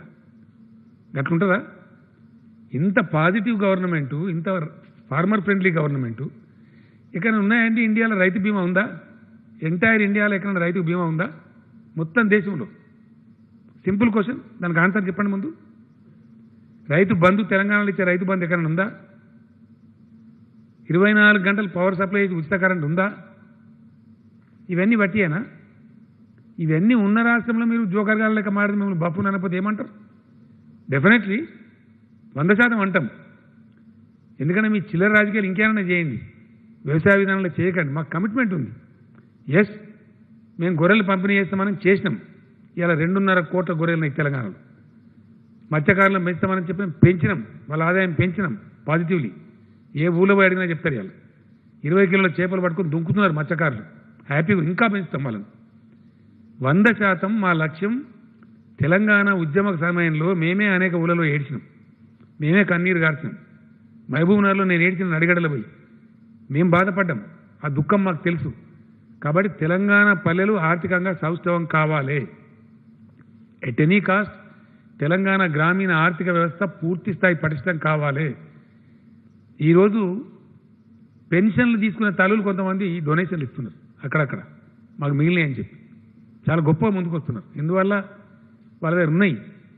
మనమేమో కుంటలలో వాడి చెల్లెల వాడి చచ్చిపోయిన బిడ్డ కొడుకులు గోడలు పెట్టే బాధ లేక అని చెప్తున్నారు. ఇలా వాళ్ళ దగ్గర మిగులుతున్నాయి. వాళ్ళు ఇంకోళ్ళకి సాయం చేసే పరిస్థితులు ఉన్నారు. బిచ్చమెత్తుకునే పరిస్థితులు లేరు. పప్పో పులుసో తింటున్నారు. ఇటువంటి తెలంగాణలో మేము అరాకిరి పనులు చేస్తాం, పనికి మాలిన ధర్నాలు చేస్తాం. అది మీకే తెలివి తక్కువ. మిమ్మల్ని బఫూన్లు చూస్తారు ప్రజలకు. మాకు పోయేదేం లేదు. మేము ఇప్పటికైనా బుద్ధి తెచ్చుకొని మానుకోండి పిచ్చి ప్రయత్నాలు. అసలు ఏ ఇష్యూ ఎత్తుకోవాలన్న తెలివి లేకుండా ప్రయత్నం చేసేటండి. నేను చెప్పిన అసెంబ్లీలో కూడా చెప్పిన, మీకు ఇష్యూ ఎత్తుకోవాల్సిన లేదరా భయ్, ప్రాబ్లం అయిపోయిందని చెప్పి. ఇది ఎత్తుకొని ఇప్పుడు ఉన్న పరపతి పొడగొట్టుకోవడం, ఉన్న గౌరవాన్ని పొడగొట్టుకోవడం, ప్రభుత్వానికి వ్యతిరేకంగా ధర్నా చేయాలని, ప్రొటెస్ట్ చేయాలని ఏమి ఇష్యూ ఎత్తుకోవాలో తెలివి ఉండాలి. ఇష్యూని సెలెక్ట్ చేసుకోవాలా. ఆ తెలివి కూడా లేకపోతే ఎట్లా? ఇంత చండాలంగా, ఇంత దరిద్రంగా. ఇవన్నీ నేను చెప్పే వాస్తవాలు కావా? ఈ వాస్తవాల మధ్య మేము అరాకిరి చేస్తాం, అది మీకే గౌరవం పోతుంది. ఇప్పటికైనా మానుకోమని నేను చెప్తా ఉన్నా. ఈ పిచ్చి పనులు చేసుకొని ఇంకింత అబాస్పాలు కావడం తప్పేం లేదు. ప్రభుత్వం ముందుకు పోతాం. దీని తర్వాత ఒక సమస్య వచ్చి పడేది మనకి ఇప్పుడు, అది కూడా అడ్రస్ చేయాలి. ఏం చేసినా మేము పర్ఫెక్ట్గా ధైర్యంగా చేస్తాం, ధైర్యంగా చెప్తాం. ఈ ఎక్సైజ్ సంబంధించినటువంటి వ్యవస్థ, ఈ పీడ ఏంటంటే చాలా కష్టపడ్డాం మేము. వాస్తవంగా చెప్పాలంటే 3 సంవత్సరాల నుంచి యుద్ధంలాగా చేసినాం. పోలీసులు, ఎక్సైజ్ డిపార్ట్మెంటు, జిల్లాల కలెక్టర్లు అందరం కలిసి గుడుంబాన్ని లేకుండా చేసినాం. కొన్ని సాంఘిక దురాచారాలు రూపుమాపాలని నేను వరంగల్ పోయినా పర్యటన మీద. పోతే అక్కడ అన్ని గుడుంబా బట్టి, కొంతమంది తాగిన వాళ్ళు వచ్చి సభలు ఉన్నారు. పగట్టవ గట్టిలే. నేను లంబాడి తండలు కాదు సార్, వరంగల్ టౌన్లో కూడా ఆడబడతాను దొరుకుతుంది. ఏం చేయాలంటే సారా పెట్టింది సార్, కనీసం దాగుతారు, చచ్చిపోకుండా ఉంటారు. ఈ యువతులంతా బిడోలు అయిపోతున్నారు అని చాలా బాధపడి నాకు మహిళలు చెప్పారు. నేను ఇక్కడికి వచ్చిన తర్వాత అందరిని ఆలోచిస్తే వద్దు సారా వద్దు, చీప్ లిక్కర్ ఏదో అందుబాటులో తెస్తే కొంచెం తక్కువ ధరలో తెస్తే బాగుంటుంది, అది పోతుంది అని చెప్తే అప్పుడు తెచ్చి దాన్ని నిర్మూలన మొదలుపెట్టినాం. మళ్ళీ కలెక్టర్ల మీటింగ్ పెడితే కలెక్టర్ చెప్పినారు, సార్ కొంతమంది హ్యాబిచువల్ అంటే అలవాటు అయ్యి దాన్ని వృత్తిగా చేసుకుని బతికే వాళ్ళు ఉన్నారు, ప్రత్యామ్నాయ ఉపాధి ఇస్తే మేము బంద్ చేస్తామంటామని చెప్తే 3.5 సంవత్సరాలు వరుసగా సంవత్సరానికి 100, 200, 300 కోట్ల చొప్పున ఇచ్చి 800 నుంచి 1000 కోట్ల రూపాయలు ఖర్చు పెట్టాం. బికాజ్ నేనే స్వయంగా మానిటర్ చేసిన. ఇప్పుడు లేడు ఆయన, డెప్యుటేషన్లో పోయిండు, అకున్ సబర్వాల్ గారు అని చెప్పి పోలీస్ అధికారి. ఆయన పాపం అహోరాత్రాలు కష్టపడి గుడుంబ బట్టలను ధ్వంసం చేసి క్లీన్ చేసినాం తెలంగాణ. ఆ చావులు ఆగిపోయినాయి, సంతోషపడ్డాం. జరుగుతూ ఉండే వ్యవహారం. ఈ కరోనా వచ్చిందని చెప్పి దీన్ని బంద్ చేసినాం. స్ప్రెడ్ ఉంటుంది, కొంచెం ఇబ్బంది అవుతుందని చెప్పి ఫస్ట్ బార్లు అవన్నీ కూడా బంద్ చేసినాం. పబ్బులు, బార్లు, దానికి సంబంధించిన రెస్టారెంట్స్ అవన్నీ బంద్ చేసినాం. తర్వాత షాపులు కూడా బంద్ చేసినాం. దాదాపు 43-44 రోజులు అవుతా ఉంది. అది విజయవంతంగా లాక్డౌన్ ఉంది. ఇప్పుడు ఏమైంది, కేంద్ర ప్రభుత్వం ఇచ్చిన సడలింపు వల్ల మొత్తం మన చుట్టూ 4 రాష్ట్రాలు తెరిచినాయి. 4కి 4. మనకి 2300 కిలోమీటర్ల పెరిమీటర్ ఉంది మన బార్డర్. తెలంగాణ రాష్ట్రం యొక్క చుట్టుకొలత 2300 కిలోమీటర్స్ ఉంది. మనకు లార్జెస్ట్ బార్డర్ ఉండేది ఏపీతో. 890 కిలోమీటర్ల చిల్లర ఏపీ బార్డర్ ఉంటుంది మనకు. 890 అంటే ఆల్మోస్ట్ 900 కిలోమీటర్లు ఆంధ్రప్రదేశ్తో బార్డర్ ఉంటుంది. నెక్స్ట్ లార్జెస్ట్ బార్డర్ వచ్చి మహారాష్ట్ర. అది దాదాపు 700 కిలోమీటర్ల పైచిలకు ఉంటుంది. నెక్స్ట్ లార్జెస్ట్ బార్డర్ వచ్చి 496-97 అంటే ఆల్మోస్ట్ 500 కిలోమీటర్ల బార్డర్ మనకు కర్ణాటకతో ఉంటుంది. అట్లానే 235-236 కిలోమీటర్లు ఛత్తీస్గఢ్ బార్డర్ ఉంటుంది. ఈ 4 రాష్ట్రాల్లో కూడా మద్యం షాపులు తెరిచేసారు నిన్న పొద్దు నుంచి. తెరిస్తే ఫోటోలలో ఇలా రాసి మన పత్రికలు కూడా కొన్ని ప్రచురించింది. ఈ బార్డర్ మీద గ్రామాలను తెలంగాణ అంతా పోయి ఆంధ్ర లైన్ కడ పోయి వాళ్ళు లైన్ కట్టి వాళ్ళ మంది మన మంది కలిసి అక్కడ పబ్లిక్ మీటింగ్ పెట్టినట్టు అయిపోయింది ఆ షాపుల కాడ. ఇది గుడుంబ స్టార్ట్ అయింది, ఇది కొంపలు పుచ్చినట్టుంది, ఆగుతుందంటే ఆగుతలేదు. ఈ 4 రాష్ట్రాలు వీళ్ళు తెరిచే వరకు పక్క నుంచి పోయింది. ఇక మద్యం స్మగ్లింగ్ మొదలవుతుంది. నెక్స్ట్ స్టెప్ ఏంటంటే స్మగ్లింగ్ వస్తుంది. ఈ మద్యం ఒకటి సెకండ్స్ అని ఉంటాయి, ఇది బిల్లు లేకుండా అమ్మేటి, అవి తయారైతాయి. ఇప్పుడు ఇక అవి వచ్చేస్తాయి. తర్వాత ఇక్కడ వీళ్ళు మా మీద గొడవ చేస్తారు. ఇది వాళ్ళ పేరేంది, అది బ్రేవరీసా తయారు చేస్తారు, డిస్టిలరీ కంపెనీస్ ఉంటాయి కదా, వాళ్ళు గొడవ పెడతారు. వాళ్ళు ఏమంటారంటే మేము ఇక్కడ మరి పైసలు కట్ట వాడితే మీరు లైసెన్స్ ఉంటుంది సార్, మాకు పైసలు వాపసు ఇస్తారా, మరి మీరు అన్ని అందరు ద్వేషమని తెలిసి మీరు తెరవాలని చెప్పి వాళ్ళు గొడవ పెడతారు. అన్నిటి దృష్టి ఆలోచించినప్పుడు 100% తెరుచుడు తప్ప గత్యంతరం లేదు. ఇప్పుడు 100% తెరవాల్సింది. క్యాబినెట్ ఇలా నిర్ణయం తీసుకుని తెరవాలని చెప్పి రేపటి నుంచి ఆ షాపులు కూడా ఓపెన్ చేస్తారు. రోజే వచ్చే ప్రమాదం ఉంటుంది. ఒక రోజు ఆలస్యం చేస్తే ఈ విషయం మెచ్చుకున్నట్టే. ఈ స్మగ్లింగ్ స్టార్ట్ అయింది. ప్రాబ్లం ఏంటంటే ఈ సెకండ్స్ స్టార్ట్ అయినాయి అనుకో, ఒకసారి చైన్ క్రియేట్ అయితే మళ్ళీ దాన్ని పలుకొట్టాలంటే చాలా టైం పడుతుంది. రేపటి నుంచే అంతటా కూడా మద్యం షాపులు తెస్తారు.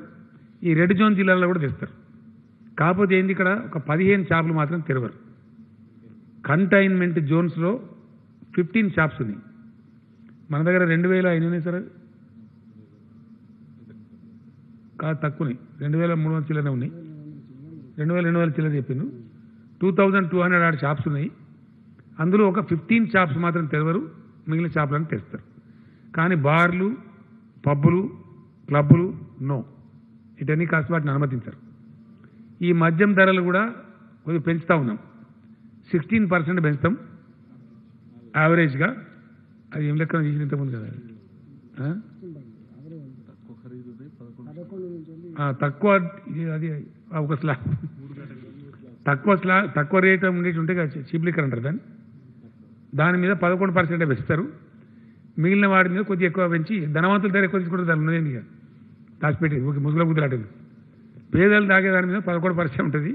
11% తక్కువ ధరలు దొరుకుతుంది. మిగిలిన దాని మీద కొంచెం ఎక్కువ ధర ఉండి మొత్తం మీద యావరేజ్ మటుకు 16% ఉంటుంది. 16% పెంచుతారు. ఇది మళ్ళీ తక్కువ కూడా కాదు, ఇక మళ్ళీ వాపస్ తీసుకోరు. కొంత చర్చ జరిగింది, అవతల 70 పెంచింది 80 పెంచింది, నిజమే అట్లా పెంచద్దు. ఇది మొత్తం కొంపరామ్మ పరిస్థితి వస్తుంది. కాబట్టి మోడరేట్గా పెంచండి అని చెప్పినాం. ఆ రేటుగా 16% ఇంక్రీజ్ ఉంటుంది ఉదయం 10 గంటల నుంచి. ఇక్కడ మాత్రం నేను గ్యారెంటీగా చెప్తున్నా, వైన్ షాప్స్ వాళ్ళకు నా హెచ్చరిక, వైన్ కొనుక్కునే వాళ్ళకు కూడా నా హెచ్చరిక. ఎట్టి పరిస్థితులలో భౌతిక దూరం పాటించాలి. మీరు నేను టీవీలో బ్రతిమాలుతున్నా, రేపు దిగింది ఫోటోలు. ఎందుకంటే దొరికితే మటుకు ఒకటే క్షణంలో క్యాన్సిల్ చేస్తాం, వెంటనే మూసేస్తాం. గంట లోపలనే ఆర్డర్ ఇచ్చి బంద్ చేస్తాం. దొరుకుతుంది కదా మీకు, 12 గంటలు కుళ్ళ ఉంటుంది, కొనుక్కోరాదా? గంట గడబడేందుకు నాకు అర్థం కాదు. తెలంగాణ సమాజంలో కొంచెం డిసిప్లిన్ చూపెట్టాలి మనం. మన వైద్యులు కష్టపడుతుండ్రు, అహోరాత్రులు తిప్పల పడతారు. సో అటువంటి సందర్భంలో దాన్ని చాలా గొప్పగా ఉపయోగించుకోవాలి తప్ప మీకు తెలిసింది అయిపోయి ఇంకేడిపోతుంది, ఉరుకుతుందా? కాబట్టి అంత ఆగమాగమలే ఒకరి మీద ఒకటి పడి కొంతమంది ఎన్ని గంటలకు 10 గంటలకు షాపు, మార్నింగ్ 10 to 6 ఉంటుంది. కొనుక్కోవచ్చు కదా, ఏముంది, 3 గంటలకు కొనుక్కో, 4 గంటలకు కొనుక్కో, ఒకటే పాటు జమ అంతా కంగాలు పని చేసుకోవాలన్నా ఏమక్కర్నది అట్లా. సో కాబట్టి ఆ పిచ్చి కాకుండా, పిచ్చి చేస్తే మటుకు డెఫినెట్ క్యాన్సిల్ చేస్తాం. టీవీలు గ్యారంటీ చూపెడతాయి. రేపు గ్యారంటీ నేను కూడా చూస్తా. టీవీ చూసినప్పుడు మాత్రం క్యాన్సిల్ అయితే అయిపోతుంది. ఇక అనవసరంగా నష్టపోతారు. కాబట్టి షాప్ ఓనర్లు కూడా దానికి ఆ దూరం పాటించినట్టు కొంత క్రమశిక్షణ. ఎందుకంటే ఇది డేంజరస్ బీమారి, ఇబ్బంది ఉంటుంది. షాప్ ఓనర్లకు నేను రిక్వెస్ట్ చేస్తున్నాను, దయచేసి అక్కడ కొంచెం శానిటైజర్ సిస్టమ్ పెడితే మీకు వ్యాపారం జరుగుతుంది, ప్లస్ రెండవది ఈ ఎఫెక్ట్ కాకుండా ఉంటుంది. అనేక లక్షల సీసాలు అమ్ముతారు పర్ డే, లక్షలు. మాస్క్ లేకపోతే కూడా సీసా ఇయ్యరు. నో మాస్క్ నో వైన్, అది మీ స్లోగనా? నో మాస్క్ నో లిక్కర్ అని మా ఎక్సైజ్ మంత్రి చెప్తుండు. అయితే నో మాస్క్ నో గూడ్స్ అని నేను చెప్తాను. కిరాణా షాప్ల, కూరగాయల షాప్ల మాస్క్ లేకుండా వస్తే మటుకు గ్యారంటీగా చెప్తా. నేను కూడా కొనుక్కునే సిరిసిల్ల అక్కడ మొన్న ఈ మాస్క్ పెట్టుకున్నాం, ఈ టైటు చెవులకు గుంజుడు, ఆ కాటన్ టవల్స్ కొనుక్కున్నాను నేను కూడా. మీకు విలేకరులకు నెక్స్ట్ మీటింగ్లో ఇస్తా గ్యారంటీ. మనిషికి 4 జతలు ఇస్తాను, మీకు మంచిగా తెప్పిస్తుంది. చాలా కంఫర్టబుల్ ఉంటుంది, బండి మీద పోయినా ఏం కాదు, ఎటు పోయినా ఏం కాదు, మంచిగా వాష్ చేయొచ్చు, ఐరన్ చేసుకోవచ్చు. మీకు కూడా మనిషికి 4 ఇస్తాను నేను గ్యారంటీ. వస్తున్నాయి, రేపు నుండి వస్తాయి, రాగానే నెక్స్ట్ మీటింగ్ ఎట్లా ఉంటుంది కాబట్టి కలుసుకుందాం, ఇస్తాం. సో ఆ రకంగా ఈ మాస్కులు తప్పనిసరి ధరించండి. మాస్కులు అంటే ఏదో ఇట్లాంటి మాస్కే కానక్కర్లేదు, మామూలుగా మన ఇంట్లో కాటన్తో తయారు చేసుకోవచ్చు. 1 కోటి మాస్కులు అయితే రాజేందర్ గారు పంపిణీ చేపిస్తారు షార్ట్ పీరియడ్లో. ఆర్డర్ ఇచ్చారు కదా, ఆర్డర్ ఇచ్చినారు. ఆ వృద్ధ పేషెంట్లకు వాళ్ళకి ఆల్రెడీ వస్తాయి. మిగిలిన వాళ్ళకి మటుకు దయచేసి మీరు తయారు చేసుకోండి. టవల్ కట్టుకోవచ్చు, ఏముంది దాని పెద్ద. మనం పంచెలు ఉంటాయి కదా, మామూలు కాటన్ పంచెలు కూడా కట్టుకోవచ్చు. అట్లా పెద్ద ఇబ్బంది లేని ఇది ఉంటుంది. ఇప్పుడు ప్రైమ్ మినిస్టర్ గారు కట్టుకుంటుంది మంచిగా, దాని విలేకరుల సమావేశం కనబడుతుంది. ఆయన కట్టడానికి కట్టుకుంటే అయిపోయాడు, ఏమున్నది. బహుశా రేపేళ్ళ నుంచి నేను కూడా కట్టుకుంటా, సిరిసిలో వస్తే. ఆ ప్రకారంగా మాస్క్ కంపల్సరీ ధరించాలి. కొద్ది కష్టపడితే బయటపడే ఆస్కారం మనకు ఎక్కువ ఉంది. మనకన్నా మంచిగా చేసినప్పుడు కేరళ రాష్ట్రం ఉంది, వాళ్ళు చాలా సీరియస్ కంటైన్ చేశారు, మనకన్నా ఇంకో స్టెప్ అహెడ్ చేశారు. మన కరీంనగర్ నుంచి నేర్చుకున్నారు, మనకంటే బాగా చేశారు. ఫలితం వచ్చింది, అలా ఇబ్బంది అవుతుంది, కంట్రోల్ అయిపోయింది. ఆ స్టెప్లో మనం కూడా ఉన్నాం. అట్లా కొన్ని రాష్ట్రాలని ఇండియాలో. కానీ మన దగ్గర కొంతమంది దరిద్రులు, నేను గవర్నర్ కలిసి మాట్లాడి నాకు చాలా బాధ అనిపించింది. నేను నిజంగా చెప్తున్నా, ఇంత దరిద్రమా? మరణాలు లేవాడ, మరణాలు కావన్నారా సన్నాసులారా? ఇదేం దరిద్రం అండి, మరణాలు కావనండి రాష్ట్రంలో. మీ రాజకీయం పాడుగాను, ఇదేం దిక్కుమాలే రాజకీయం అండి. మరణాలు లేవట, మరణాలు కావాలని కోరుతారంటే తలకాయ. ఈ ధర్మమేనా? ఇంకోటి ఏంటంటే దీనిలో ఈ వైరస్ చాలా మినిమం కామన్ సెన్స్ ఉంటే అర్థమవుతుంది. ఇంత పరిశోధన అవసరం లేదు. It's a very serious dreadful virus. అది పట్టిందంటే మనిషి చస్తాడు, బతకడు. ఏ గవర్నమెంట్ అయినా దాచిపెడతా? సాధ్యమవుతుందా? దేని దాచిపెట్టినా సాగుని దాచిపెడతాదండి. చెత్త కాల పెడతాం, లేదా బొంద పెడతాం, ఊరికి తీసుకుపోతాం, అవన్నీ ఉంటాయి. సాగుని ఎవడని దాచిపెట్టగలుగుతాడా? ప్రెస్ రిపోర్ట్ కాదా? ఇంత తెలివి తక్కువ మాట్లాడతారా? నాకు అర్థం కాదు. అసలు ఏం అవసరం ప్రభుత్వానికి? ఏమక్కర్లేదండి. ఏం చేయాలనో మాకు తెలుసు కదా. మమ్మల్ని ప్రజలు బాధ్యతలు పెట్టిండ్రు. ఎట్లా కంట్రోల్ చేసుకోవాలి, రాష్ట్రాన్ని ఎట్లా కాపాడుకోవాలి, ప్రజలు ఎట్లా కాపాడుకోవాలి, పేదలను ఎట్లా కాపాడుకోవాలి మాకు తెలియదా? ఇంకో బాధ ఏం కలుగుతుందంటే, అహోరాత్రులు కష్టపడేటువంటి తెలంగాణ వైద్య ఆరోగ్య సిబ్బందిని అవమానపరుస్తున్నారు మీరు. వాళ్ళని అభినందించాలి. మా రాష్ట్ర వైద్య శాఖ గొప్పగా పనిచేసింది, మా వైద్యులు గొప్పోళ్ళు కంట్రోల్ చేసిండ్రు, దినం రాత్రి కష్టపడని వాళ్ళని మెచ్చుకోవాల్సింది పోయి వాళ్ళు అబద్ధాలు ఆడుతుండ్రు. ఇదేనా? ఇది రాజకీయమా? ఇదేం దిక్కుమాల రాజకీయం? నాకు అర్థం కాదు. ఇంత చండాలంగా ఉంటుంది ఆ రాజకీయం, ఇంత నీచంగానా? చిచి, ఈ ఊహించలే. మేము నిజంగా చెప్తున్నా, వాని ముఖం టెస్ట్ ఏం చేయాలో మాకు తెలియదా అనండి. నేను ఏమంటున్నా అంటే, ఎక్కువ టెస్టులు చేసి ఎక్కువ కేసులు వస్తాయా? తెలివి ఉన్నాను, కేసులు ఉంటే వస్తాయా లేకపోతే రాకపోతే వస్తాయా? అవునా, అవసరమనే చేస్తాం కదా. నువ్వు చెప్తే, నువ్వు ఎవడో బోకర్గాడు చెప్తే ఇస్తారా? నీకోసం చేస్తారా టెస్ట్? నాకు అర్థం కాదు. ఇది రాజకీయ డిమాండ్ అవుతారా? బుద్ధి తక్కువ వారం కాకపోతే. కేసుల సంగతి హెల్త్ డిపార్ట్మెంట్ ఉంటుంది కదా, ఇవ్వగదా? ఈ విధవరకు కూడా ఇస్తారు అపాయింట్మెంట్, పనికి మళ్ళీ అపాయింట్మెంట్. ఏం పార్టీలు అండి అవి? నాకు ఆల్ పార్టీ అని చెప్పారు. చీఫ్ సెక్రటరీని కలుస్తాం మనం. ఏం ఆల్ పార్టీ? దాన్ని చూసాను నేను తెల్లారి ఫోటో. ఓడి ఇంటి పార్టీ, ఓడి పక్కింటి పార్టీ, ఓడి ఎదురింటి, ఈ పార్టీలా ఓడు ఎత్తాడు, ఓడి తవ్వడు, ఇంకోటి మోయాడు. ఒకరిని డిపాజిట్ రాదు. అవి పార్టీలు వాటి పరిగణలు తీసుకోవాలి. మనకి మళ్ళీ దందా పార్టీలేనానండి? పార్టీలా ఉన్నాయా? ప్రజలే తీసుకుంటలేదు సీరియస్గా, మేమే తీసుకోవాలి? నాకు అర్థం కాదు. ఏంటంటే గప్పాలు కొట్టుకుంటూ కూర్చుంటారు ఇంత సిగ్గుమాలని ముచ్చట్నండి. మీనింగ్ఫుల్గా మాట్లాడితే మీనింగ్ఫుల్ అపోజిషన్ ఉంటేమో టైం ఇస్తారు. ఇంత ఇంత ఇంత దర్తిగా ఇంత దరిద్రంగా మాట్లాడడానికి ఎవరు టైం ఇస్తారండి? It's waste of time talking to these fellows. Definitely నేను ఓపెన్గా చెప్తాను కదా, నేను చెప్పే లైవ్ పోతుంది కదా, ప్రజలు చూస్తారు కదా, నా తప్పుడు నాకు శిక్ష విధించారా ప్రజలు? 100% ఇట్లా ప్రవర్తిస్తారండి?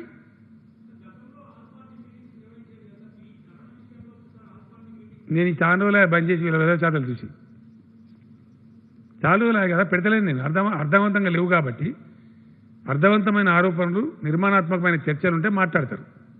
మీకు ఒక్క మాట చెప్తా బ్రదర్, ఏమి అనుకోవద్దు. ఈ రోజుకు సమాధానం లేదండి కాంగ్రెస్ పార్టీ నుంచి. ఒక ముఖ్యమంత్రి ఒక అద్భుతమైనటువంటి ఇరిగేషన్ తెద్దాము ఈ రాష్ట్రానికి, మనకు సంక్రమించిన వాటా వాడుకుందాము, గోదావరి నీళ్ళు ఎట్లా వాడుకుందామని నేను అసెంబ్లీలో చరిత్రలో first time power point presentation ఇస్తా, అందరూ ఉండి సలహా చెప్పమని అడిగిన నేను ఓపెన్గా, నాకు రహస్యం లేదు, బహిరంగంగా. ఈ పార్టీ పారిపోయింది. మీరు చూడలేదా? ఎందుకు పారిపోయినండి వీళ్ళు? ఉండాలా, కూర్చోవాలా, గిట్లా కాదు గిట్లా అని చెప్పాలి కదా. పరిజ్ఞానం లేదు, దాని విషయం తెలియదు, దాని డెప్త్ లేదు. ఈరోజు ఏం జరుగుతుందండి? లాస్ట్ పాయింట్కి రాబోతుంది కాళేశ్వరం ప్రాజెక్టు. లాస్ట్ పాయింట్ మన చరిత్రలో చూసినామా? మన రాష్ట్రంలో ఎస్ఆర్ఎస్పి ప్రాజెక్టు పుట్టిన కాడి నుంచి 6 మాసాలు తడి ఆరకుండా పారింది కాకతీయ కాలువ. ఫస్ట్ టైం చరిత్రలో. బట్ ఫర్ కాళేశ్వరం కాదా? మనం చూడలేదా? ఇలా ఎక్కడ చూసినా ఈ గ్రామాలలో బంగారం పంటల ధాన్యం రాసులు లేవా? కొంటలేమా? ఇప్పటికే 30 లక్షలు కొన్నాం ఆల్రెడీ. ఇవాళ చెరువులు అలుగులు వాడతలేవా? చూపెడదామా, పోదామా? వేల చెరువులు మత్తలు దుంకుతున్నాయి ఇవాళ. ఇప్పుడు నావు ఎస్ హుజూరాబాద్కు రోహిణి కార్తీలో నాటేయించడానికి నేను రాజేంద్ర గారు పోతాం, రేపు పోతాం. అక్కడ ఎక్స్పెరిమెంటల్ బేసిస్లో సిద్దిపేట కూడా రోహిణి కార్తీలను స్టార్ట్ కావాలి, రాలవాన బాధలు తప్పాలి, షెడ్యూల్ ముందుకు లాగాలని పోతున్నాం. ఇవన్నీ ప్రాక్టికల్ కావా? సత్యం కాదా ఇది? ఏ పార్టీ పోలేదండి?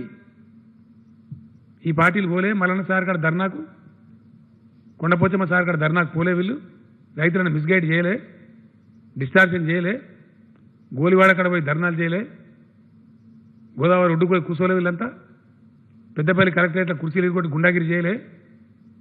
చేసిందా లేదా? మా దగ్గర లేవా? ఇవన్నీ వీడియోలు ఉన్నాయి. రేపు తీస్తాం, దానంతా డాక్యుమెంటేషన్ చేస్తాం.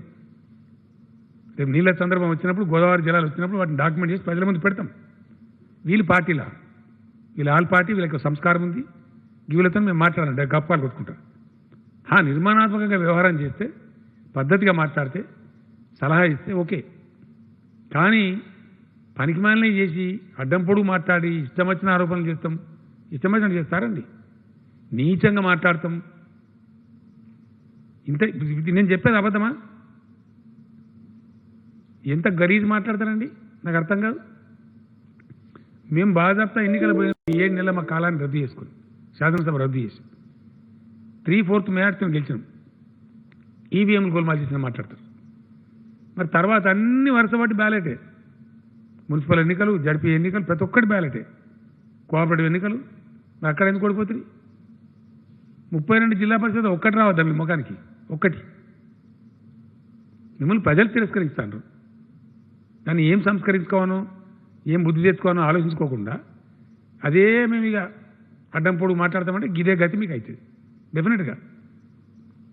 తెలంగాణ లాంటి రాష్ట్రంలో రైతుల సమస్య ఉంటుందని నాకు అర్థం కాదు. కానీ అద్భుతంగా పెట్టుబడి ఇస్తాంటిమి, అద్భుతంగా రుణమాఫీ ఇస్తాంటిమి, అద్భుతంగా కరెంట్ ఇస్తాంటిమి, అద్భుతంగా వాళ్ళు కొన్న పంటలు కొంటాంటిమి. ఉన్నదా ఇండియాలో ఇటువంటి స్టేట్ ఎక్కడన్నా? చూపెడతారా? నేను పెడితే విమానం ఖర్చు స్పెషల్ ఫ్లైట్ పెడతాం, తొలకపోతారా? దీనికి సమాధానం రాదు. ఏం మాట్లాడాలి? సొల్లు పురాణం ఇష్టం వచ్చినట్టు ఇట్లుంటుందా? పట్టించుకుంటామా మేము? Thank you. ఒక్కలే బాబు, 2-3 క్వశ్చన్. ఒక్కలు పోయి అన్నీ నడుస్తాయి బ్రదర్. 50% ఫ్రమ్ హోమ్, మిగతా అంతా చాలా అయిపోతుంది. ఆయన క్వశ్చన్ అయిపోద్దా? ఆయన అర్థం కాలేదు బ్రదర్. ఆయన మాట్లాడినవా?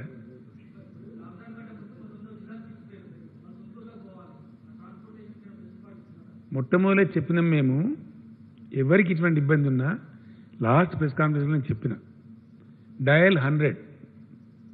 ఎవరైనా చిక్కుకుపోయి ఉంటే, నిజంగా పోవాల్సిన అత్యవసరం ఉంటే, పిల్లల దగ్గర తల్లిదండ్రుల దగ్గర ఉంటే 100కు డయల్ చేయండి. మీ అభ్యర్థన జెన్యున్ అయితే పాస్ ఇస్తారని చెప్పినాం. పాసులు ఇచ్చినాం. చాలామంది పోయినారు. ఇప్పుడు కూడా దీని పేరుతో ప్రజలను శిక్ష పెట్టాం కదా. ఎవరికి అత్యవసరం ఉన్నా 100కు డయల్ చేయండి. తప్పకుండా దాన్ని మీకు పాసులు ఇస్తారు, మిమ్మల్ని పంపిస్తారు. ఆర్టీసీ స్టార్ట్ కాదండి. ఎట్టి పరిస్థితులు ఇప్పుడు ఆర్టీసీ స్టార్ట్ చేయం. 15th ఒక మాట చెప్తా మళ్ళీ నేను, please bear with me. RTC సర్వీసులు ఇప్పుడు స్టార్ట్ కావు. ఎందుకంటే పబ్లిక్ ట్రాన్స్పోర్ట్ను కేంద్ర ప్రభుత్వం నిషేధించింది. ఓన్లీ గ్రీన్ జోన్లు అని చెప్పింది. ఫర్ ఎగ్జాంపుల్ మనకు ఈజీగా అర్థం కావాలంటే సిద్దిపేట జిల్లా గ్రీన్ జోన్ ఉంది, కానీ పక్క జిల్లా లేదు. మరి ఏడు తిప్పాల బస్సుగా. కాబట్టి మనకు 9 గ్రీన్ డిస్ట్రిక్ట్స్ ఉన్నాయి. అవన్నీ ఇసిరేసినట్టు ఉన్నాయి. కొద్ది రోజులలో నాకు తెలిసి బహుశా ఈ 18 ఆరెంజ్ ఏవైతున్నాయో అవన్నీ కూడా గ్రీన్ జోన్లు అవుతున్నాయి రాబోయే కొద్ది రోజులలో. మంత్రి గారు రాజేందర్ గారు రేపేలుండే హెల్త్ సెక్రటరీ, సెంట్రల్ హెల్త్ సెక్రటరీతో మాట్లాడి అవి చేంజ్ చేపిస్తారు. వాటి స్టేటస్ మారుతుంది. మారితే 15th నాడు రివ్యూ మీటింగ్ ఉంది నా దగ్గర. మళ్ళొకసారి చెప్తున్నా, నో కన్ఫ్యూజన్. 15th నాడు రివ్యూ మీటింగ్లో ఆ తర్వాత హైదరాబాద్లో కూడా షాపులు తెరిచే ఆస్కారం ఉంటుంది కొంతమేరకి, depending on the disease, depending on the situation, depending on the lessons we learn from Delhi, Madras, Chennai, Bengaluru, ఇతర నగరాల నుంచి మనకు పాఠాలు వస్తాయి. ముంబై ఏం జరుగుతుంది ఓపెన్ అయిన నగరాలు, మహానగరాల్లో, అక్కడి నుంచి మనకు పాఠాలు వస్తాయి. దాని ఉదాహరణ చూసుకొని, ఎందుకంటే హైదరాబాద్ నగరంతో మనం ఆటలు ఆడుకోలేము. హైదరాబాద్లో తాళం తీసినామనుకో రోడ్డు మీద ఫ్లడ్, వాహనాల యొక్క జాతర. నది ఎట్లా ప్రవహిస్తుందో మన నగరంలో వాహనాలు అట్లా ప్రవహిస్తాయి. ఇంకా భౌతిక దూరం ఎక్కడిది? మనం చేయలేము, కంట్రోల్ చేయలేము, పోలీసు కూడా చేయలేదు. కాబట్టి ఈ మహానగరాన్ని కాపాడుకోవాలి. దానికోసం అని చెప్పి రాష్ట్రంలో ఎక్కడ చిన్న కొద్ది దూరమే ఉంది కాబట్టి ఆర్టీసీ 15 తారీఖు వరకు నడపం. 15 తర్వాత ఆర్టీసీ నడిపేదానికి అవకాశం ఉంటుంది. హైదరాబాద్లో కూడా మనకి ఇప్పుడు ఫ్లాటన్ అయింది. ఫ్లాటన్ అయిందంటే తగ్గుముఖం పట్టింది. ఇది ఇదే లెవెల్లో పోతూ ఉంటే హైదరాబాద్ షాపులు కూడా 1/3 ఆల్టర్నేటివ్ తెరిచే ప్రయత్నం చేస్తాం. ఆటోలకు ఓన్లీ గ్రీన్ జోన్లో అవకాశం ఉంది, మిగతా ఎక్కడ అవకాశం లేదు. ప్లీజ్ ప్లీజ్ ప్లీజ్ కొంచెం. ఆటో రిక్షాలకు, క్యాబులకు గ్రీన్ జోన్లో పూర్తి అవకాశం ఉంది. క్యాబులకు ఆరెంజ్ జోన్లో అవకాశం ఉంది, మిగతాది లేదు. ఏమండి, 20 మందితో పెళ్లి చేసుకోవచ్చు. చచ్చిపోతే 10 మంది, పెళ్లి చేసుకుంటే 20 మంది. ఎక్కడ సార్? ఈఏలో 20 ఇచ్చారు. వాళ్ళు చెప్పింది నేను చెప్తాను. కేంద్రం గైడ్ లైన్సే యథాతథంగా అమలు చేస్తాం.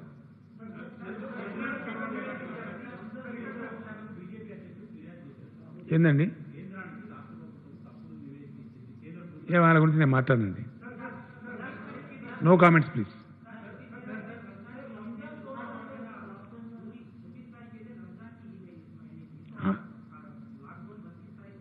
छब्बीस नहीं है भाई, 24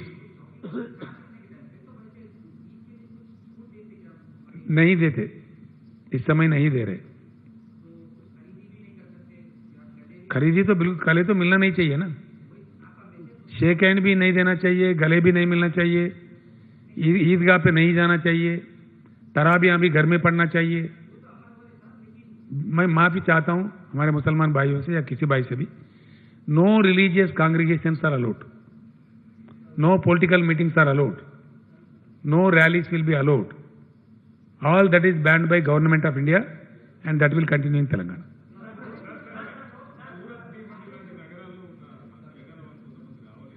ఎక్కడి నుంచి బ్రదర్? 100% వాళ్ళు తొందరపడితే రారు. ఎందుకంటే అక్కడి నుంచి ప్రభుత్వం పంపించాలి కదా, రవాణా సదుపాయం ఏర్పాటు చేయాలి కదా. అదేవిధంగా మనం ఇక్కడ తీసుకోవాలి కదా, వస్తే వాళ్ళని క్వారంటైన్లో పెట్టాలి కదా, క్వారంటైన్ ఏర్పాట్లు కూడా చేయాలి కదా. ఇవన్నీ ఉంటాయి. రావాలంటే ఏదో మామూలు టైం కాదు ఇది. సపోజ్ ఇప్పుడు దుబాయ్ నుంచి మన వాళ్ళు వస్తారు. కేంద్ర ప్రభుత్వం చాలా కఠిన నిబంధనలు పెట్టింది. ఏం పెట్టింది? విమానం టికెట్ వచ్చేవాడే పెట్టుకోవాలా. ఇది చాలా పెట్టింది వాళ్ళు. ఇదికి వచ్చిన తర్వాత పెయిడ్ క్వారంటైన్లో ఉండాలి. వాళ్ళకి హోమ్ క్వారంటైన్ కూడా అలో చేస్తలేదు. గవర్నమెంట్ ఆఫ్ ఇండియా పెయిడ్ క్వారంటైన్లో. అంటే హోటల్లో గిటల్లో చూడాలి, దానిలో ఉండి బిల్లు వాళ్ళే కట్టుకోవాలి. ఇదంతా ఇట్లా ఉంది. కాబట్టి మరి ఎంతమంది వస్తారో తెలియదు. సపోజ్ రావాలంటే మరి మనకు ముందు చెప్పాలి. పెయిడ్ క్వారంటైన్ అంటే హోటల్లో గిటల్లో లాడ్జ్లో బుక్ చేయాలి, వాళ్ళని అక్కడ ఉంచాలి, 14 రోజుల తర్వాత టెస్ట్ చేయాలి, ఇవన్నీ ఉంటాయి. కాబట్టి రావచ్చు, అత్యవసరం ఉన్న వాళ్ళు రావచ్చు. కాకపోతే అక్కడ రాష్ట్ర ప్రభుత్వం ఏర్పాటు చేయాలి, ఇక్కడ స్టేట్ గవర్నమెంట్ మనం అబ్జర్వ్ చేసుకోవాలి, వాళ్ళకి ఏర్పాట్లు చేయాలి, వాళ్ళని క్వారంటైన్లో పెట్టాలి. ఇది మామూలు పరిస్థితి కాదు, ఒక విపత్కర పరిస్థితి. కాబట్టి అందరూ కూడా సహకరించుకోవాలి, ఓపిక పట్టుకోవాలి.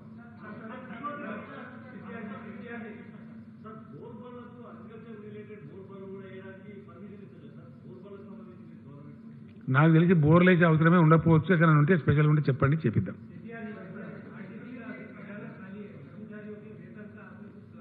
आरटीसी को बिल्कुल पैसे दे रहे, उसके तनख्वाह मिल जाएंगे 50%. ఏందండి?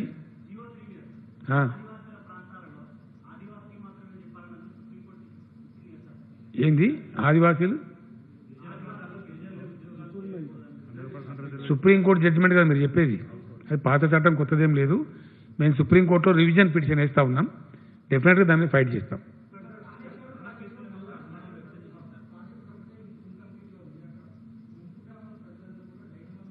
ఏం డైలం ఉందా? ఏం డైలం లేదు. నీకు తెలియదు లేదు, మనలేదు. నీకు తెలియదా బాబు? 98% ఖాళీ చేస్తాను, నీకు తెలియదు పోతుంది. నీ సప్పుడు చేయక ఊకోను.